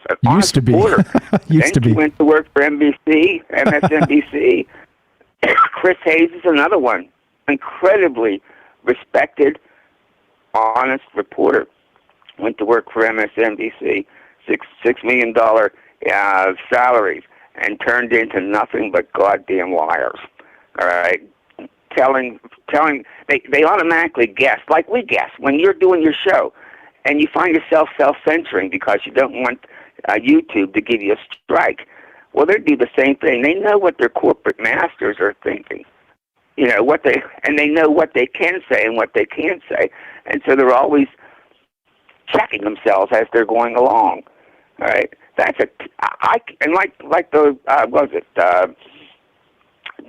it Jennifer or was it Daryl that said, how could they sleep at night, knowing what they're doing is positively traitorous to the country they were born in. Yeah, and to humanity itself. To humanity itself, they're destroying humanity. Yeah, you're right, dude. Absolutely, to humanity itself. Yeah, and it's not going to end until we end it. Now, that's why they're going after you guys. All right? You can put a video, they can put a video up, let's say, of the January 6th thing. And YouTube is not going to say anything about it because it's CNN, that it's on it's Time Magazine, whatever. But if you put that same video up, you're going to get a strike. Yeah. Or you might just get a week off. Yeah. All right? Exactly. Because they are so scared of you guys. Believe me, those networks, those cable news shows have lost a tremendous amount of ratings. And they've seen the growth in what you guys are doing. All right? And they're scared of you because just like the cable companies are scared now because so many of us stream our content. We don't use cable anymore. All right? They're afraid that you guys are going to take over. Exactly. And they're going to die out. So exactly. They're trying to use their political friends to strangle you guys before you have a chance to grow any bigger. Exactly. Robert. And Robert, I sent an email. Robert, we're out of time. Can you hang on? Okay. We'll go right back to you. I'm going to put you on hold. I'll come right back to you, okay? I want to tell you one more thing. Okay. Hang on. I'll be right back to you. This is Troubled Minds. I'm Michael Strange. We're here with Robert. We're going to get back to him in just a sec. If you're listening on Fringe FM, stay tuned for Joe Roop Lighting the Void. If you're listening anywhere else, stay tuned for a third hour of Troubled Minds. Be sure, be strong, be true. Thank you for listening. From our Troubled Minds to yours, have a great night.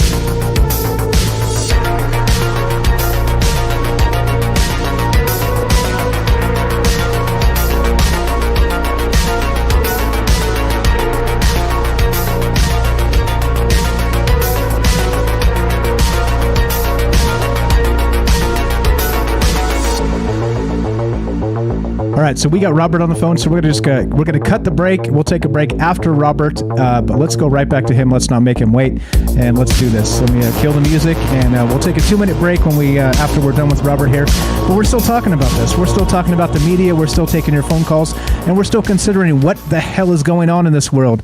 Thank you for waiting, Robert. You're back on Troubled Minds. Go right ahead, sir. So I sent an email, probably a couple of years ago, to Mark Zuckerberg. I actually did. All right, pleading with him because I got shut down for 30 days for something I did. So I sent an email to him. Don't you realize what they're doing? I said to this Mark Zuckerberg in the email. Facebook has become the nation's newspaper. Seriously, people go on that almost the first thing every morning to check out their news feed. And you are competing with the Washington Post. You're competing with New York Times. You're competing with the networks. They're the ones who want to own the news. and you are a threat to them. And so they're going to come after you, and they're going to continue to whittle. You know, they'll say, well, you have to do something about this. And then when you do, then they're going to take another inch and another inch until they basically smother what you created. All right? I don't know whether you ever read that email or not, but that's what's going on. All right? It's like, I guess, when radio was the big thing, and then television came in. And, of course, radio laughed. All right, nobody's ever going to want to watch something on a screen or whatever, and then they tried to attack television. All right, that's what's going on. I have seen this. I watch most of my news online. I watch Jimmy Dore. I basically go on Rockfin. All right, because most of the people that used to be on that were on Facebook and YouTube are no longer there. They've been tossed. All right, and but the truth is, what they were telling, and they got shut down. They lost a ton of money. They lost their whole livelihoods, and I thank God that this guy that used to do sports bars, that type of guy, created this Rockfin. It's completely uncensored. All right, and if I'm sure a lot of the people in the chat who ever pay attention to these independent newsmen on probably recognize a few of the ones I'm talking about. But that's where they went. It is growing like crazy. They have no censorship there. But I've noticed that when let's say the combo couch goes to do a thing, you know, an hour-long different subjects. When they get to the subject that's taboo, and you know what that is, all right? That's the, what's that called? Boom boom or whatever. Whatever the code is. Okay. They shut off from Facebook and just move it straight to Rockfin to finish that off. So they can't. What I'm trying to get at with this point is that they can't do it. They're not going to be able to kill you guys. All right? They can shut you down on Facebook. They can shut you down on YouTube. But there's always going to be some platform that's going to say, hey, look, they just shut down the guy that had 2.5 million viewers on his YouTube channel. I'll take them. Yeah. And that's what Rockfin's doing. And they can't do anything to Rockfin. I'm not here to speak up or advertise Rockfin, but that is a powerful. That's become a powerful refuge. Yeah. For the truth. Yeah, and that's what you need. And that's what you need. You just need people to stand up for free speech. You need somebody with the sack to stand up and say no more. Like, we're just going to let people say what they say and let the cards fall where they may.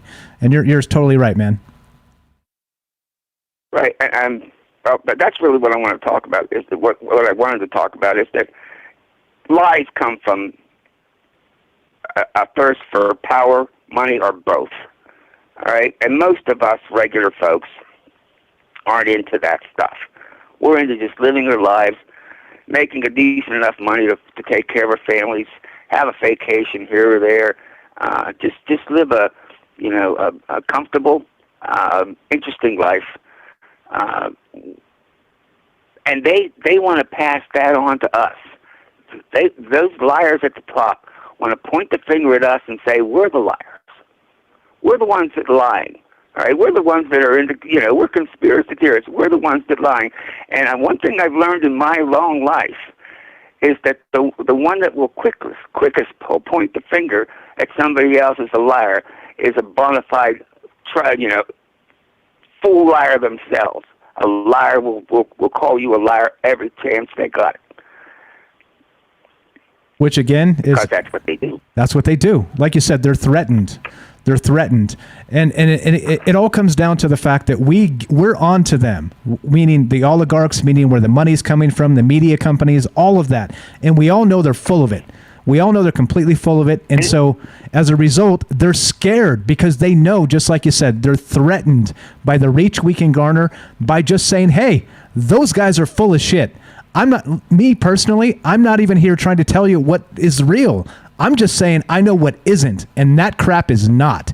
And that's why if you read that article tonight and you don't get fired up, like I said, I don't know what you're reading. I don't know what's up, because that should piss you off. Because they're not only are they shitting on humanity, they're shitting on free thinkers, they're shitting on free speech, they're shitting on everything. Literally everything that makes humans great, they're shitting on it. And then they're like, by the way, we're the truth if you want to believe the truth. No, man, I'm not down with that. I'm not down with that. And they know the jig is up. They know the jig is up. All right, it's only a matter of time before there's no CNN, there's no NBC. The only reason that they exist at all is to be propaganda merchants for the corporations that own them. All right, that can't go. And they know that we as a people in this country have finally seeing right through what they're doing. That's why their ratings have gone down to the toilet. They know that, and they're desperate. They're desperate, almost like a rat's caught in a corner, flailing out desperately, trying to figure a way. And the only way they can do it is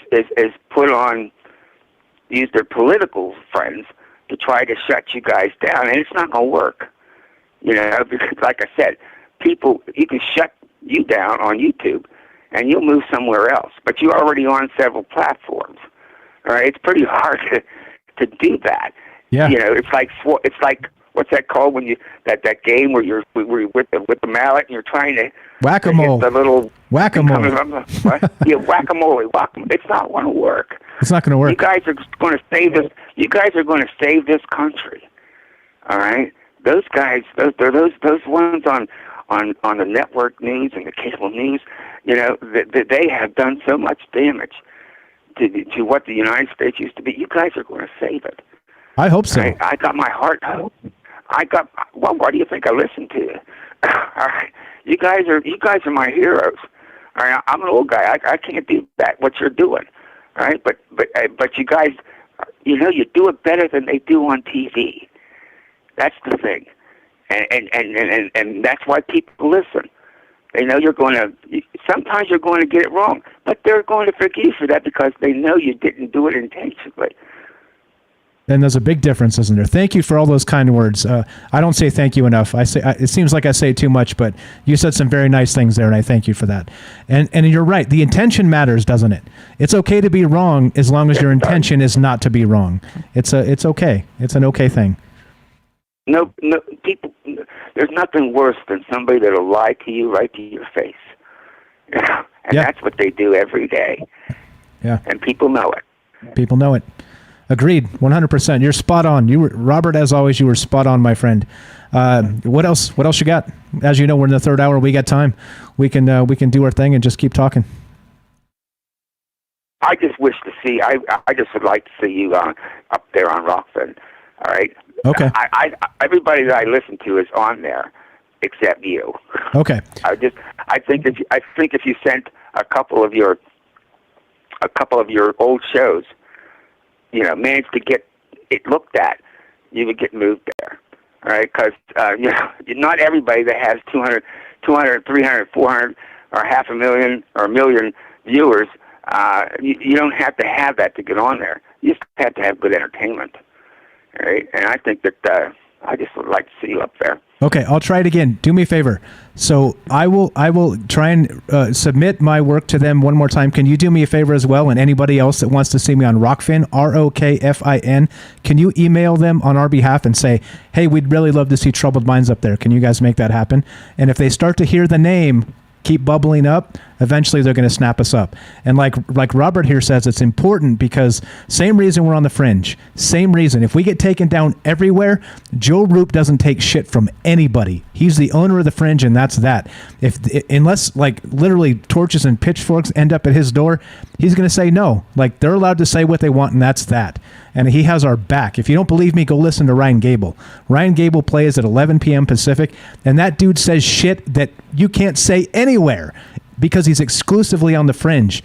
And the reason he gets away with it is because he's got backup. He's got people that trust him, and they trust in his message. And that's why. He's not on YouTube or anywhere else, because if he is, they'll take his ass down. So yeah, thank you. So please, if you want to see me there, send those guys an email and say, hey, can we get Troubled Minds on Rockfin? And I will resubmit. So please do that, and I will do my part if you do your part. I certainly will send the email, and I encourage everybody on the various platforms that tune into your program to do the same. Fantastic. Thank you. Some people may not know where Rockfin is. Just Google it. Just Google it. ROKFIN, Rockfin, and lots of good people over there. Lots of good folks talking about Check it out. free speech stuff. Look at the lineup. You'll see just slides of everybody that's on there. All right, all the way down. It's a lengthy list of people, and it's not just. It's also sports. It's also psychic phenomena. The paranormal. It's a great outfit. I just love that place. Okay, I'm going to go. You got other callers. God bless you, Mike. I'll talk to you later. You as well, sir. Thank you for the call. That's Robert in, was it Pennsylvania? Robert, Pennsylvania. I appreciate the call, my friend. We'll talk to you soon. Have a great night. There you go. We're still talking about this stuff again. This article, like I said, everything, this is the epitome of what I always say, we live in the upside down. This is the epitome of that, right? This crappy article from Salon, I'm going to put it full screen. We're going to take a break because we skipped a break when Robert jumped in. We're going to take just a 2-minute break, and we're going to come back. We're still talking about this, though, and we're still taking your phone calls. Look, if you haven't read this article, just go cruise through it. It'll take you 5 minutes, 10 minutes tops, and you'll see what I'm talking about here. This is not where we are headed. But this is where they want us to believe we are headed. Human beings are not this, right? They can be this, but we are not this as an evolutionary defense mechanism. This is not where we belong.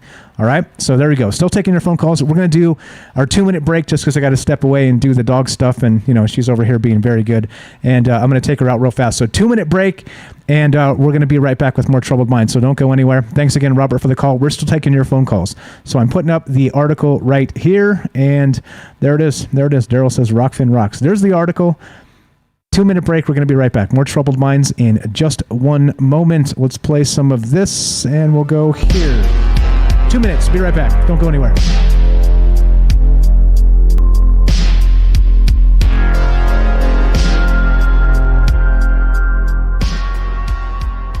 All right, sorry about that. The dog found an insect, and she wouldn't let it go. She had to chase it around the corner and this way and that way, and here I am. Sorry, made you wait. All right, but anyway, we're back. This is Troubled Minds. I'm Michael Strange. We're talking about this article, a terrifying new theory, fake news and conspiracy theories as an evolutionary strategy. If you read this article, it's going to make you mad. And I encourage you to read it because this is the type of stuff we should be paying attention to, because this is exactly where they want us to be, right? As a human race, as a society, as people. It's, again, like I've said 100 times tonight, I'll continue saying this. It is not okay. This is not okay, and this is where we are. This is where we are as a fake news, a bunch of BS, and it's not good.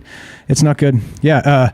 We had tons of great callers tonight, so we're still taking phone calls. If you want to be part of the show tonight, give us a call at 702-957-1037, and we'll put you on the show. You can join the Discord as well. Let's see. We got who else is out there? Who am I looking for? Let's see. I think we're good. All right. We don't have any callers, but I got more stuff here. Let's see. Let's go to this. There's more of this. Speaking of, let's go to this. This is from the Washington Times. Oh, see, my dog's freaking out.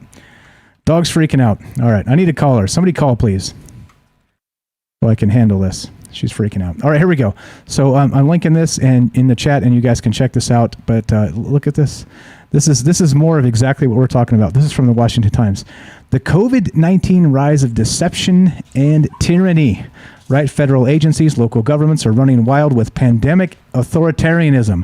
And this is kind of what we're talking about. This is exactly what we're saying with not just this weirdness of as we were discussing this other article tonight. There's more of this.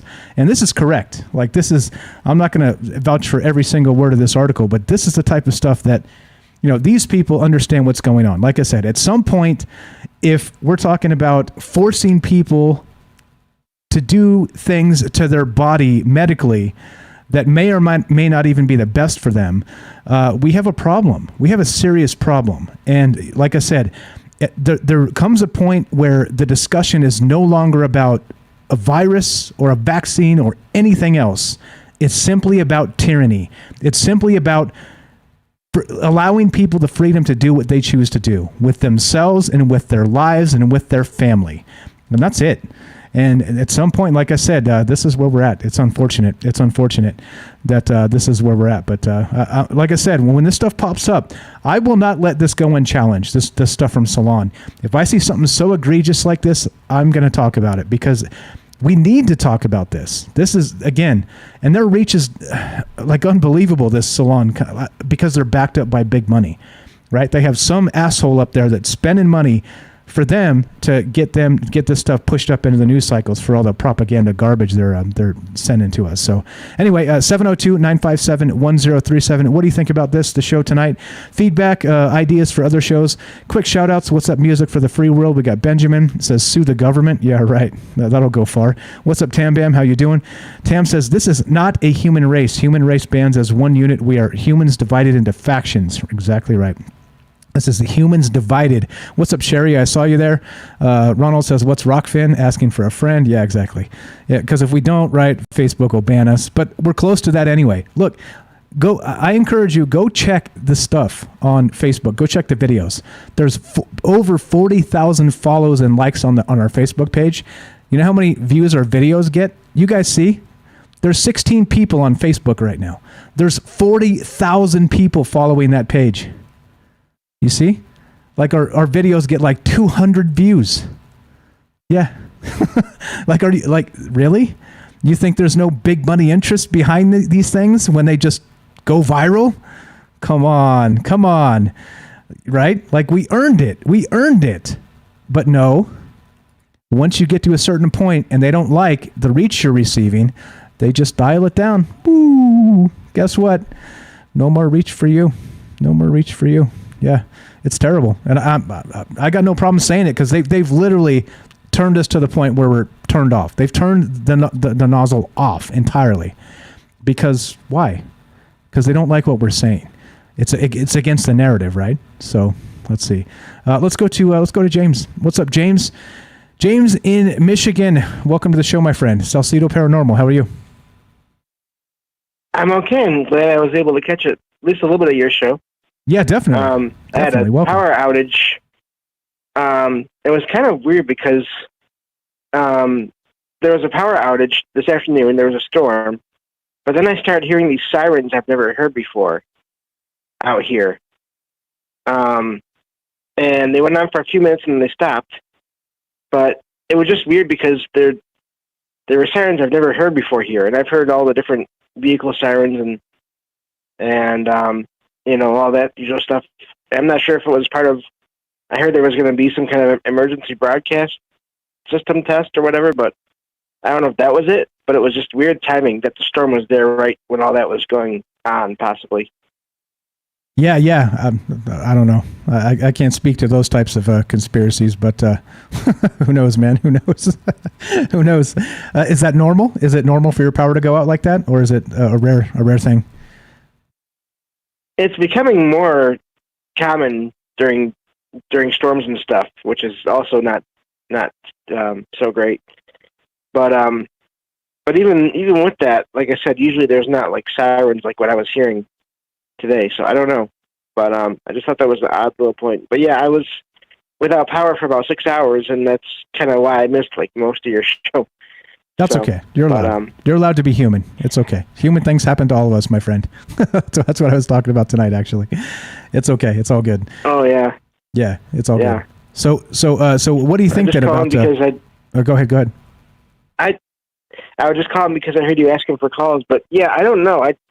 I've never really, like, once I got to be an adult and started just listening to news, outlets anywhere, it just seemed like they were always just playing off against each other, and that was all they were ever doing, and just trying to sell narratives and just get people afraid, and I just never liked it. I never liked any of that or the political system, because it seemed like it was the same thing with them. So I believe that, I'm not surprised by whatever they're doing now, because I think they've been doing it for a while, and now it's just they're trying to do that more. They're trying to get people more divided and afraid, and I think that's just increasing, which is sad.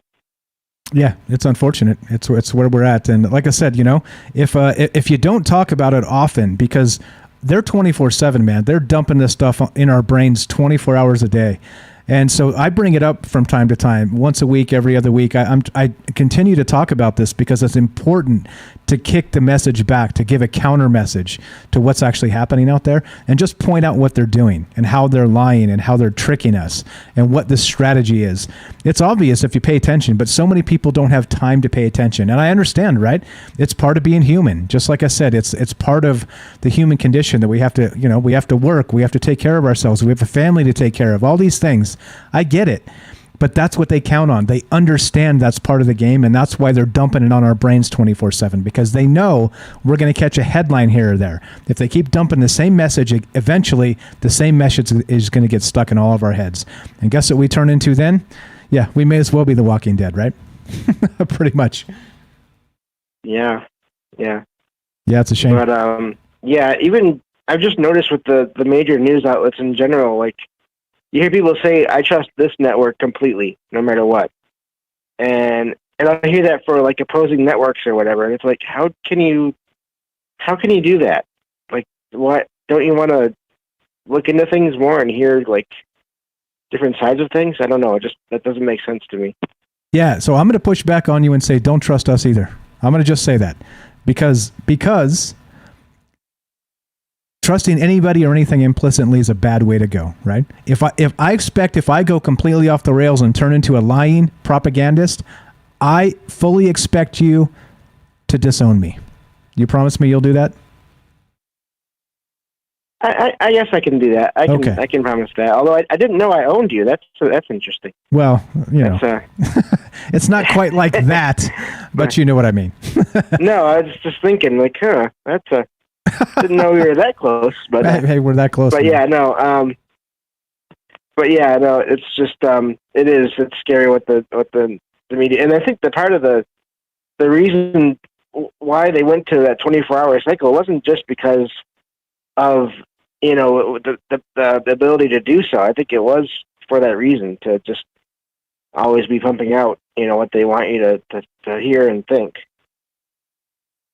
Exactly. And that's why it's important to bring it up from time to time. And I'm going to keep doing it. I'm not going to give up. This is one of those things that it is important. It is important. And you hear Robert said, hey, Robert considers me one of the people that's out there actually trying to save the world. And I'm honored by that notion. And I take it seriously. And I think this is the type of stuff that we need to come together and talk about. And we're doing it. Nothing's going to stop us. We're doing it. I appreciate it. So we still on for tomorrow night? Am I right? For the paranormal Thursday night with James Salcedo of Salcedo Paranormal? Yep, sounds good. I'm looking forward to doing that, and I'm sure we'll talk more on Discord tomorrow and get all that worked out. So that sounds like a fun night. Okay, perfect. I'll send you a few links of what I'm thinking. We already had a quick discussion the other night, so you already know what's on my mind, but I'll send you exactly some specifics, and we can just go from there. If you want to bring some stories or whatever, or I know you already did a podcast in particular on it, which actually what inspired me, by the way, because I was listening to your podcast, and I was like, there's some really gold shit in here. So we're going to do it. We're going to do it as well, because there's a lot to talk about with that. But yeah, okay, so I'll send you some links on Discord tonight or tomorrow, and then we'll get together and we'll hook this up at 7 tomorrow. Fantastic. Yep, sounds good. I appreciate it, my friend. Thanks, James. We'll see you tomorrow night. Thanks for chiming in. Thank you. Thank you. Have a good night. Everybody follow Salcido Paranormal, just like it sounds. SALSIDO. Just, yeah. There you go. Salcido Paranormal. And we'll go to, about to go to Matt. He was on the line for a sec, but he's not anymore. But we're taking your phone calls. So what's up? We got, I miss Sherry. How you doing, Sherry? I missed Tam Bam. I got Kane. What's up, Kane? Just saying hi to the folks that are showing up. We got Lily. Lily says, bullshit baffles brains to talk or write about nonsense, but do so with such conviction everyone comes to believe it unquestioningly. Exactly right. What's up, Benjamin? Music for the free world. Tam Bam. Who else is out there? Who did I miss? Robert. He says, is it Rockfin? Yeah, ROKFIN. Yeah, ROKFIN. And that's what happens. That's where people go when they get banned from all these other platforms. So it seems that maybe we'll at some point, hopefully we'll end up there. They rejected us the first time, by the way. So Robert has been trying to get me on Rockfin for quite a while, and I sent him an actual an email and the whole deal, and was like, hey, blah blah, and they said no thanks, but no thanks. And I was like, okay, and then so I sent another email. And I was like, so I don't understand what happened. And that the CEO sent me an email back that said, yeah, we're not interested in your content. And I was like, oh. I was like, all right, well, okay. So that's what I'm saying. If you want to see us on Rockfin, if we get support and you guys start emailing over there, you can get us on that platform as well. But okay, so let's see. What do we got? Who else is out there? Yeah, Lily, don't sink the ship. Yeah, right. All right, so what are we doing? All right, so I got more to talk about here. Sherry says, if you fight smart, swift and fast. There it is, right? There it is, right? And of course, you mean fighting as an allegory, fighting as an analogy of speak the words true. Not clearly fighting, because, well, we're non-violent here. You have to say that, because if you don't, they'll twist your words, right? But okay, so we got some more articles. I'm going to go to some more of this. Looks like Matt's trying to get through. We'll go to him in just a moment. We're still taking your phone calls. What do you think about this stuff? The COVID-19 rise of deception and tyranny. And this is what I'm talking about. It fits in with exactly this Salon article we're talking about, and there's more of this. This is speaking of deception, and back to the original premise, so dark the con of man. I found this website called Minds of Men, and this is amazing. The human, to be the human is a wolf. Thomas Hobbes examined the human condition at its origin, its base, free of any social constructs. When these things are removed, things like law, language, and morality cease to exist. Man becomes completely lawless. This goes on. We'll get back to this in just a sec. But there's some good stuff here. He's got one called Novus Ordo Seclorum. And yep, we'll talk about that in a little bit too. We'll talk about that. There you go. Nonviolent, peacefully. There you go. I got you, Sherry. We're on the same page. I just want to make sure that for our detractors out there, when the orange man said fight, everybody freaked out. Oh, he's calling for violence. Yeah, so you got to specify, right? But it doesn't matter, because the liars clip you out of context and say, "Look, I knew it. He said fight anyway." What's up, Matt in California? Welcome to the show. How are you, my friend? How's it going, Mike? Doing well. Night? Doing well. Kicking it, man. What's going on? I have a funny news story I want to tell. Sure. So this is back in March, and it's a Thursday night and 10 o'clock at night. Troubled Minds was on, and we were getting ready to say goodbye to everyone, and so the show's over, and I went into the other room. My wife was watching her shows, and her shows are over at 10 o'clock. The news comes on, the 10 o'clock, whatever news. And you know me, I have the remote in my hand. I'm changing the channel, so I don't watch the news. But all of a sudden, I go to change the channel, but it comes on. It's like breaking news: a giant fireball in the sky over the town I'm in. No, and it's like this. It was really? like a meteorite. Yeah, it was like a meteorite, and this guy caught it on camera on his camera phone, and it lasted like 2 minutes. That's how big it was. So there's this huge fireball going on. Well, I missed it, because I was inside my house and I wasn't looking up, and so it's like breaking news. I'm like, oh, this is awesome, right? I love space and I love all this kind of stuff. So I'm like, tell me more. who, what, when, where, why, what is going on. I want to know the news, right? This is news to me. This stuff is the stuff I want to talk about.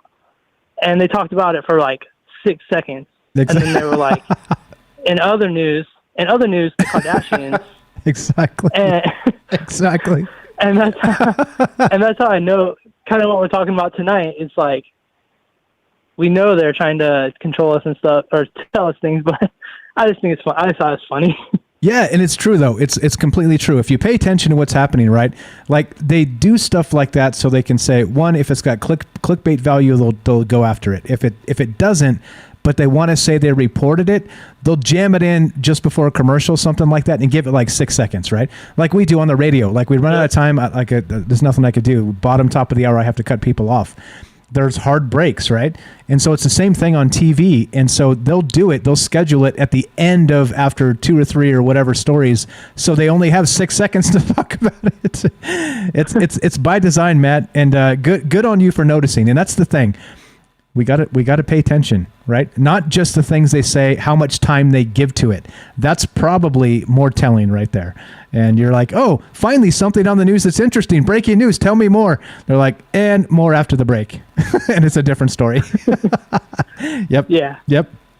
Yep. I just, for me, I never watch the news. It's just not on in my house. That's just the way I am. Yeah, no, and that's okay. That's okay. I don't think any less of you for it. It's probably the best thing, to be perfectly honest, because watching the news is it's bad. It's one of those things that clearly can get you confused about the world, right? And that's their game. So one of the easiest ways is just turn that shit off. Yeah, another thing too is like the people that's talking about a story or something. I'm like, oh, where'd you hear that? Fox News? Like, no, I don't listen to Fox News. That's fake. Exactly. I always get my news from a trusted source, like CNN. Like CNN. And I was like, did you just hear what you said? Did you hear yourself? Exactly. Robert's got a bit here. He says, send your emails of support for troubled minds to be accepted by Rockfin to support@rockfin.com.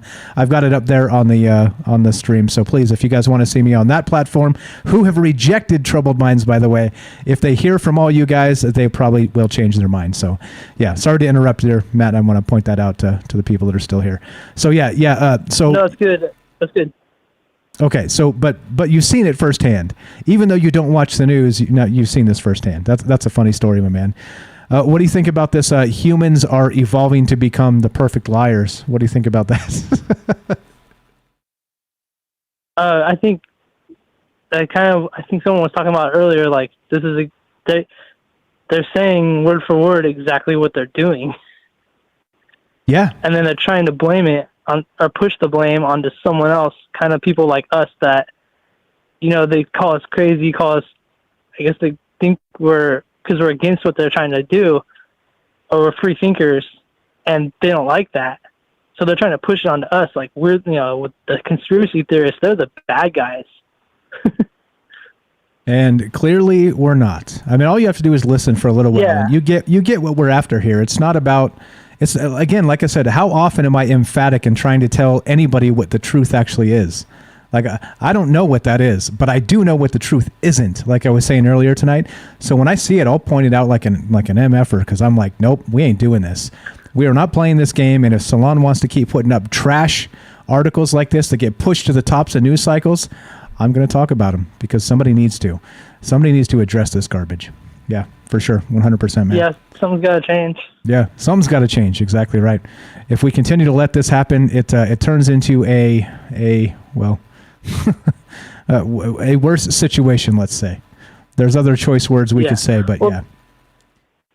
That's my thoughts on the news, but I'm interested in tomorrow night's topic, so I'll definitely be talking to you tomorrow. Okay, sweet. Yep. You want the hint? We're going to talk about paranormal portals, mirrors, doorways like closets, and things like that. So there you go. Like the children and the monsters in the closets, and yeah. So there you go. You got a sneak peek of what's coming tomorrow. But yeah, I appreciate the call, my friend. We'll look forward to talking to you soon. Thanks always for the great chat. Thanks for listening. Thanks for hanging out. Thanks for the great call.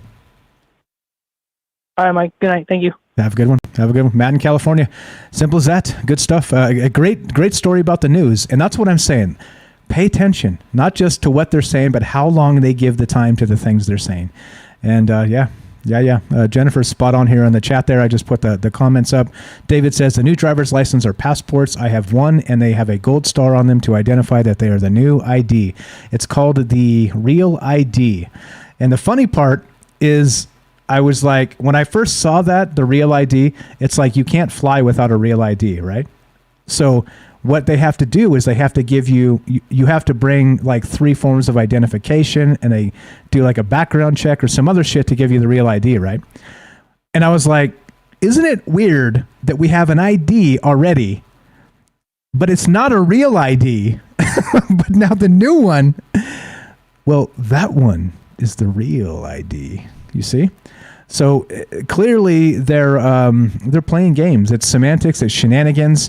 Okay, so check it out. If you don't want people that shouldn't have an ID to have the ID, just make the requirement to get an ID in general what the Real ID should be. You know what I'm saying? It doesn't make any damn sense. It just doesn't make any damn sense. Yeah. You see.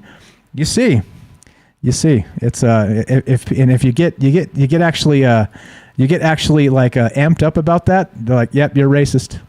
Like, what are you talking about? Yeah, it's dumb. It's backwards. It's upside down, right? Exactly. Yeah. James has it right. So many great comments, guys. You guys are the best. We're still taking your phone calls. We're talking about the news cycle. We're talking about the Real ID, I guess, because of course the old IDs are fake IDs, right? The old official IDs are now fake because the new ones are called real. It's a Real ID, right? You see what I'm saying? It's so trash. Taking your phone calls to talk about any of this stuff. 702-957-1037. And see, sometimes I think the third hour is just the best, right? Because we get to just kind of go off the rails if we want and talk about whatever the hell it is. So whatever's on your mind tonight, we're taking your calls on all of it. And there we go. See, there's some anti-government sentiments in the chat, and I'm not so sure about being completely anti-government.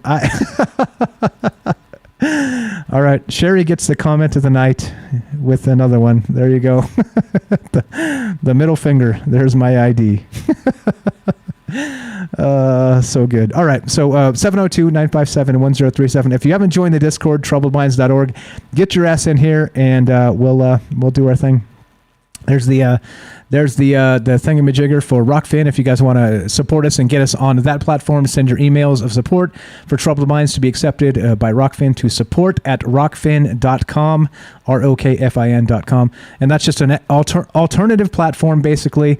So if we get taken down from all the rest of these, because eventually we will, like, it was never in question. I knew when we started this whole journey we were doing way back in the day, that eventually they'd come and get us. So the more platforms we're on, and especially ones like Fringe that are insulated, that are immune from that political downfall stuff. Same thing with Rockfin. So if you guys want us on that platform, send the emails right there. It's right up in the chat. Thank you again, Robert, for pointing that out and letting us know.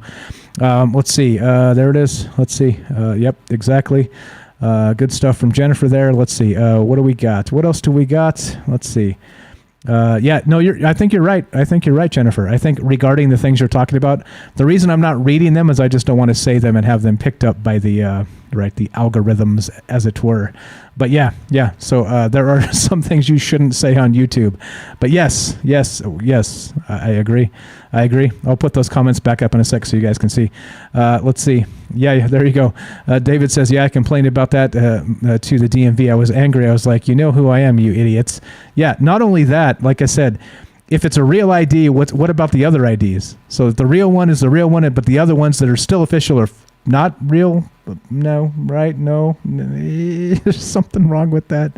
Entirely something wrong with that. But you see, so that's part of it too, is they're trying to break down what an actual citizen is. Like, they're trying to break that down, because once they do that, that's their NWO, right? That's the New World Order.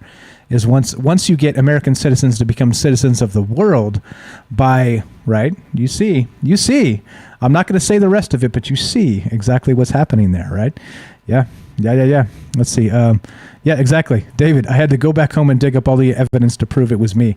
Exactly. And so the point is there are people getting IDs that don't have any of that information that you have to prove that they are them. So do you understand? So not only is it I'm going to be careful what I say. Not only is it non-verified IDs, who knows how many people have registered for multiple IDs? Wink, wink. I could be Jimmy, Johnny, Bobby, and Joe. Strange. Do you understand? You understand? You see? Right. There's a problem. There's a problem with this. All right, let's go to Jay. We're taking your phone calls if you guys want to be part of this conversation, 702-957-1037. And let's go to Jay. Jay in New York.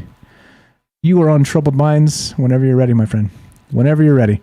Just here sipping beer, having a good chat with our close friends, and talking. There you go. As Sherry says, must be a Space Force ID. Amen to that. You guys are great. You guys are the best. So much great chat. So much thoughtful phone calls. Yeah, like I said, yeah, you guys make my world go round in a way you'll never know. It's a very good thing to hear smart people considering all of these things that are, well, now becoming dangerous to talk about. Jay, what's up, my friend? Welcome to the show. Hey, Mike. The one thing I wanted to point out was the scroll of money throughout the whole show. Money. That was intentional, my friend. Just like me being, I caught it. Just like me being on the TV, that's intentional. Because it automatically lends an air of authority to everything I say because I'm in the TV. What's up, my man? Money. Not much. Yes, sir. I had that same TV when I was a kid. Nice. It was black and white. Nice. Tin foil all over the things to catch the rays. Hell yeah. But it was awesome. No, I mean, okay, so the article, I got it, and I was driving back from this county fair, so I'm like listening to the show in double time and trying to skim through the article, and I was like, you can't do that, dude. Your brain doesn't go that fast. But no. You can't read an article and listen to a YouTube show in double time. At the same time. To catch up. But anyway, that was, I understand why he came out with the fire and brimstone. I really do. Because it's basically like everybody else was saying, we're just telling you outright we're doing it. I mean, some of the, little things that you see on Rumble, the 30-second videos and stuff like that. And it's like, well, did that guy really just say that? Or did someone go through the time to actually CGI a video of him saying that? Either way, it's pretty scary, But I don't know. It does make me mad, that the real ID in New York, it's a crazy bitch to get. You have to prove, you have to have a utility bill. You have to have, basically, the deed to your house, birth certificate, all kinds of crazy stuff. I have one on my wallet. Your picture is an RFD chip that is superimposed, like it's a hologram. Mm-hmm. Your picture is the physical picture that's in your thing. There's a hologram picture in a little corner on the side of it that looks like you with a RFD chip in it. And I told you that story about the Boy Scout camp where one of my kids did the stupid thing and wove his hand in the 3 circles one way and the 3 circles the other I'm lost. I got in a lot of trouble for that. But, it's just an RFD chip on a, Boy Scout camp. Granted, it was powered by AT&T, but Of course. It really was. That place had the best Wi-Fi I had ever been in my entire life.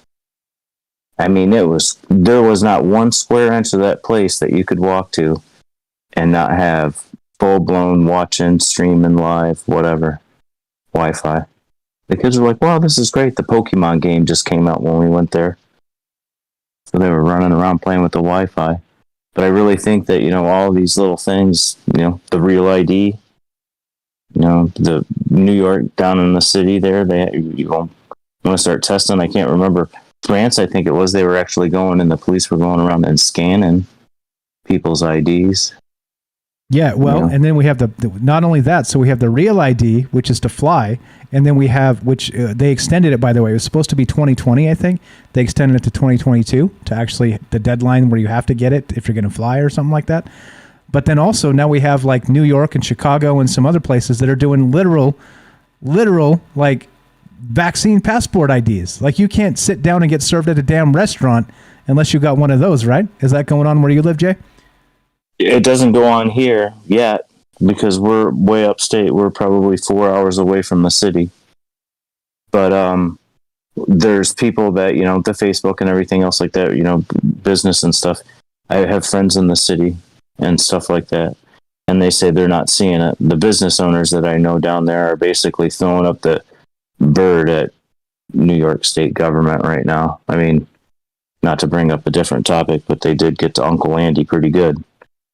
You know, but, you know, I really think, you know, you see a state like New York, I mean, in all honesty, they came out and told us there was a huge increase in the variant, 34 cases, 9 hospitalizations. There was a time when we had like headed 2,000 way, and now they're trying to terrify us that we've got 34 cases. And it's all over. But the thing is, though, is it's the clickbait news that you see. Yeah. You look at it, and this is a great big huge picture and pretty thing and everything else like that, and flashy headlines. So you click on it, and then you read the article, and it was like, Christ's sakes, what was that written by? Some kid getting the reporter merit badge for the Boy Scouts or something? You know, this is his first article ever. They're pathetic. They're not even a pair. I've written longer ads to sell my bicycle when I was a kid. Exactly. In the real newspaper that I delivered. Yeah. You know? Yeah. No, and that's exactly the world we live in. So let's break that down real quick. Just to speaking of the real ID, right? So it's basically a way to allow you security to fly, okay? But everything else, right? It's, I mean, what is it supposed to be? Like you're supposed to have access to like government facilities, like what, courthouses and things like this, right? You can't get into the courthouse or the jail or police department or any of those places without your real ID. And if you're not verified, exactly, you can't get in. Think about that, right? And then so not only that, if again, the argument is, okay, so we want to have people that have an ID that may or may not be of themselves, but then we want the people that actually are verified that they are themselves to have a different class of level of ID. Like I said, the detractors to what I'm saying here would say, no, that's racist because basically the people of color are the ones who can't get the papers like the documentation we're talking about. But hold on now. Nobody can get those papers. My wife lost her ID. Oh, well, just recently, we had to drive to a county over to some little like podunky nobody town. You know, fight that. We actually went to their county fair today, but it's like an hour away. We drove an hour away. We stood in line for probably an hour and a half to talk to somebody so she could figure out all the paperwork she had to bring back to the guy. And then we had to do it again. Yeah. And now she has to go through the whole process because first you have to have an ID to get a driver's license. Well, you know? Well, do you? I don't think you do. You just have to say you're 16. Right. Well, but they make you apply for, you get a permit. They'll give you a permit. Right. Of course. And that'll be your first. Well, I mean, that was my first legal ID was my learner's permit when I was 15 and a half or whatever they let you do. You know, but yeah, it's the ID thing is crazy. There's gas stations and stuff like that around here. The back of ours have like a really crazy barcode. If it wasn't my own personal, probably all of my information, I'd take a picture of it and post it in the Discord. But it's the whole length of the thing. It's like one of those. It's not a normal barcode. It looks like 8 bazillion ones and zeros, you know. But they boop it underneath the same thing that they scan the cigarettes or the beer or the chips. or whatever soda. If you want to buy beer or cigarettes, you have to boop your ID or the computer won't allow the sale, whether you're 18 or 70. It was the gas station right here in the middle of the hood. They did that to help combat underage sales and stuff. But yeah, a buddy of mine who was really the guy that I talked to when we first started calling him, possibly succumbed to our present demise. I used to have to go and buy beer for him. He was my father's age. He's the same age as my dad because he couldn't get an ID because he was from California. And how the hell is he going to get to? I want you to send me a copy of my birth certificate to California. And the place that he lived was called the Quentin Hotel. It was over an old pre-prohibition bar. And they had rooming houses up top. And he lived up there. And they're like, we can't send you a birth certificate to a hotel. And he goes, it's my apartment. It's where I live. And they're like, it's a hotel. We can't do it. Of course. Well, can you send it to my buddy's house? No, because he's not you. Yeah, this is what I mean, right? This is the whole thing. It's really stupid. The whole thing's dumb, and I just don't. Well, I know what they're getting at, but the argument against. Think of it this way. This is my point. So bringing up that real ID thing. So like you're describing, there are a ton of stupid hoops you have to jump through that people with all the correct documents, or they should have them, may not have them. So it becomes more of a pain in the ass for people that do have those documents or should have access to them. They lost them. Go get a real birth certificate, guys. You got to go back to your original hospital you were born at and all kinds of shit, right? You got to contact them. It's a huge pain. The county clerk, for anybody who doesn't know and struggling with it, you have to call the county clerk and you want to talk to the records department. There you go. And they'll tell you, you got to send them $10 and blah, blah, blah. Yeah. This, that, the other. And the not your county where you live, the county where you were born, right? Yes, right. Exactly. So again, it's a big, stupid jump through a bunch of hoops, but this is my whole point. So the government loves just giving shit away, right? Like that's like their biggest thing ever. But they're like, look, it's racist, right? If you try and make people of color get a real ID because they don't have access to those documents in many cases. Okay, fine. Why don't you send them money to get access to? You know what I mean? Send them a whatever. Like literally, the government is just like dying to send out aid for whatever reason, right? So just send out aid, right? Doesn't that fix it? Well, here's the thing: is if you've got people that need an ID or something like that, there should be a government office. Hey, look. I need my real ID. I was born here. I lived here. I went to school there. There's got to be you guys have a computer, you know? Although I know a lot of people that work for county government and stuff like that and social services and the like, and their computer systems were worse than the Apple IIe I had, you know? They're working with a Commodore 64 with a reel-to-reel cassette player off to the side, basically, you know? Yeah, their computers suck. Yeah, but it's silly. Like the whole arguments again. Like I said, you have to twist yourself in a knot to buy the political argument for or against things. It's like, no, wait. What if we don't twist ourselves in the knot? Good night, Lily. Thanks for hanging out with us.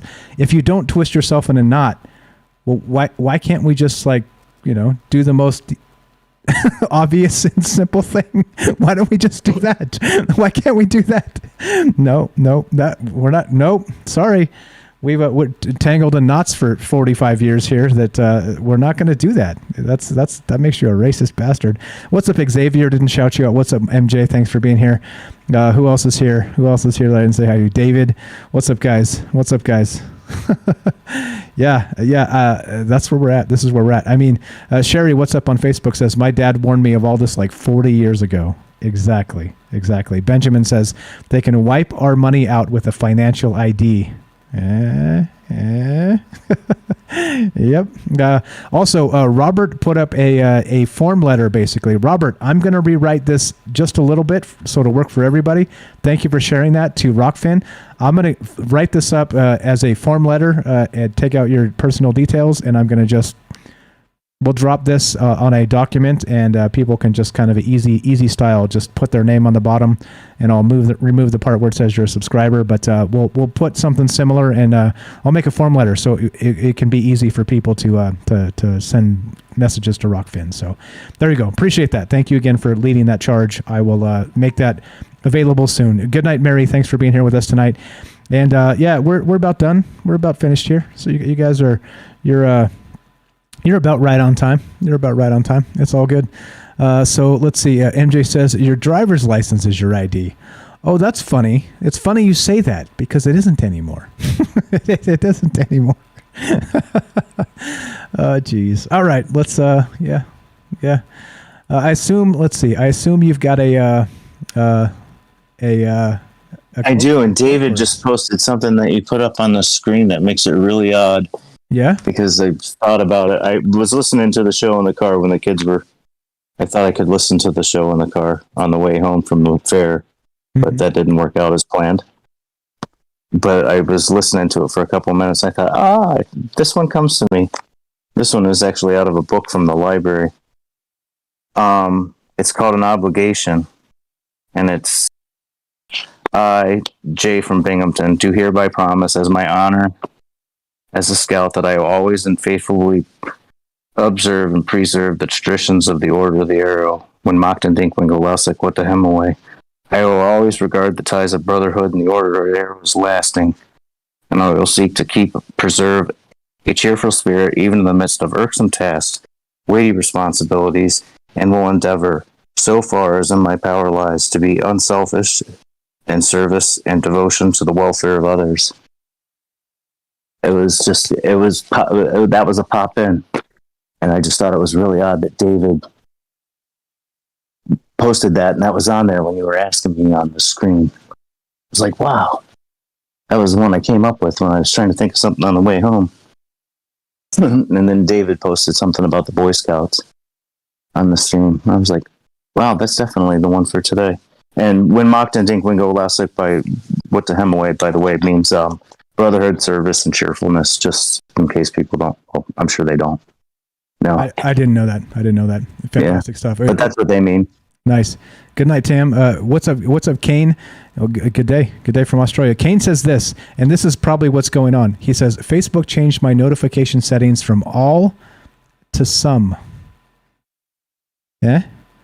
You telling me they're not playing dirty games? The hell they're not. I only get the live show. That's the only one I get. And it's right when the live show comes. And that's the only time I get it. That's the only notification I get from you.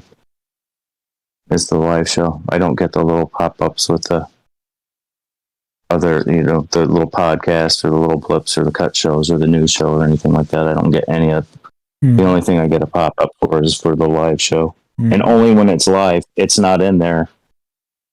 The next, if you don't get it within the first 10 minutes or something like that, it's gone.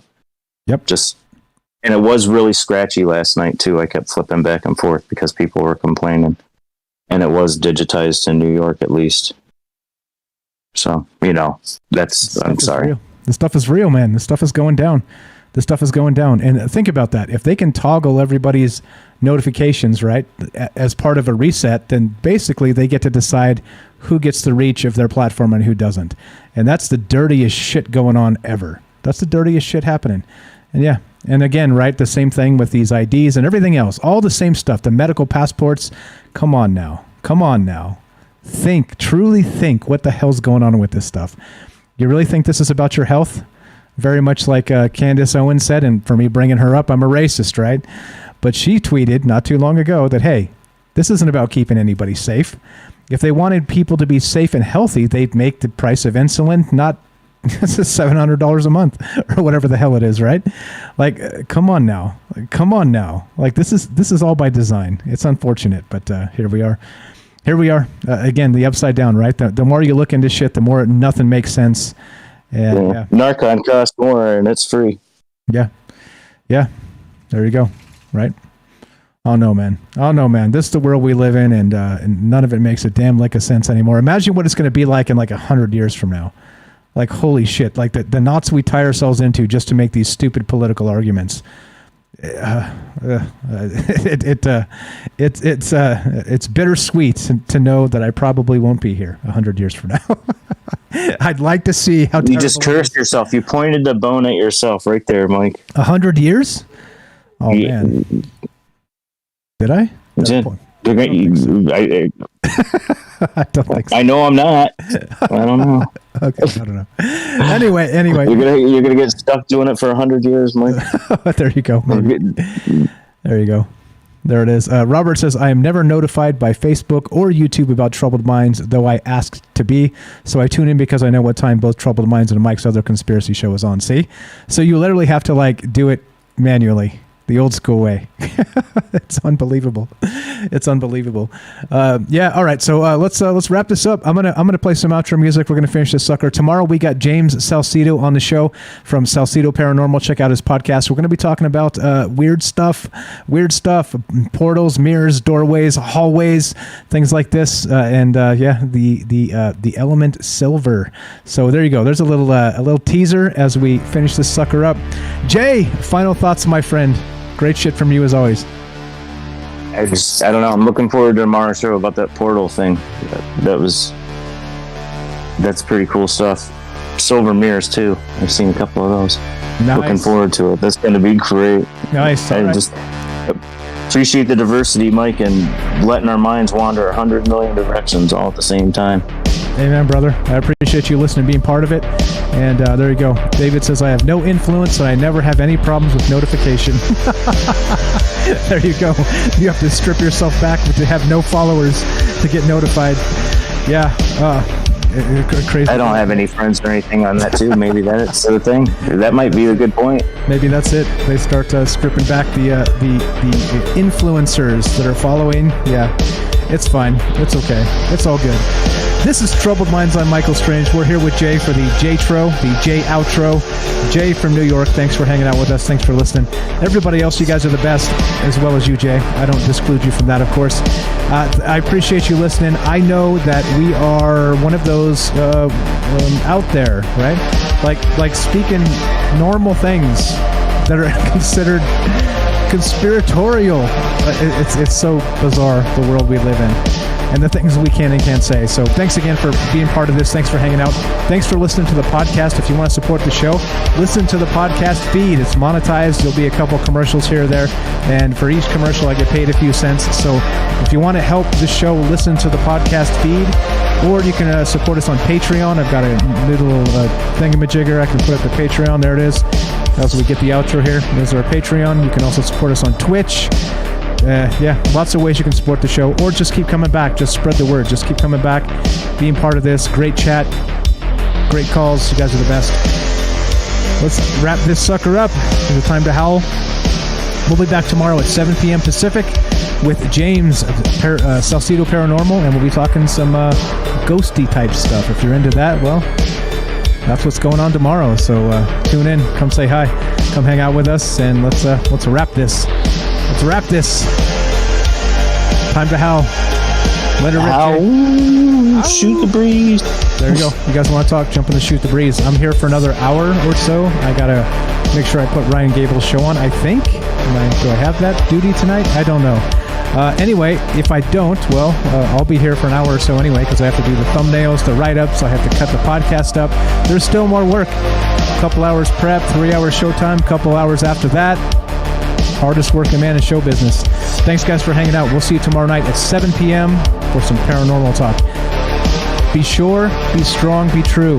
Thank you for listening. From our troubled minds to yours, have a great night.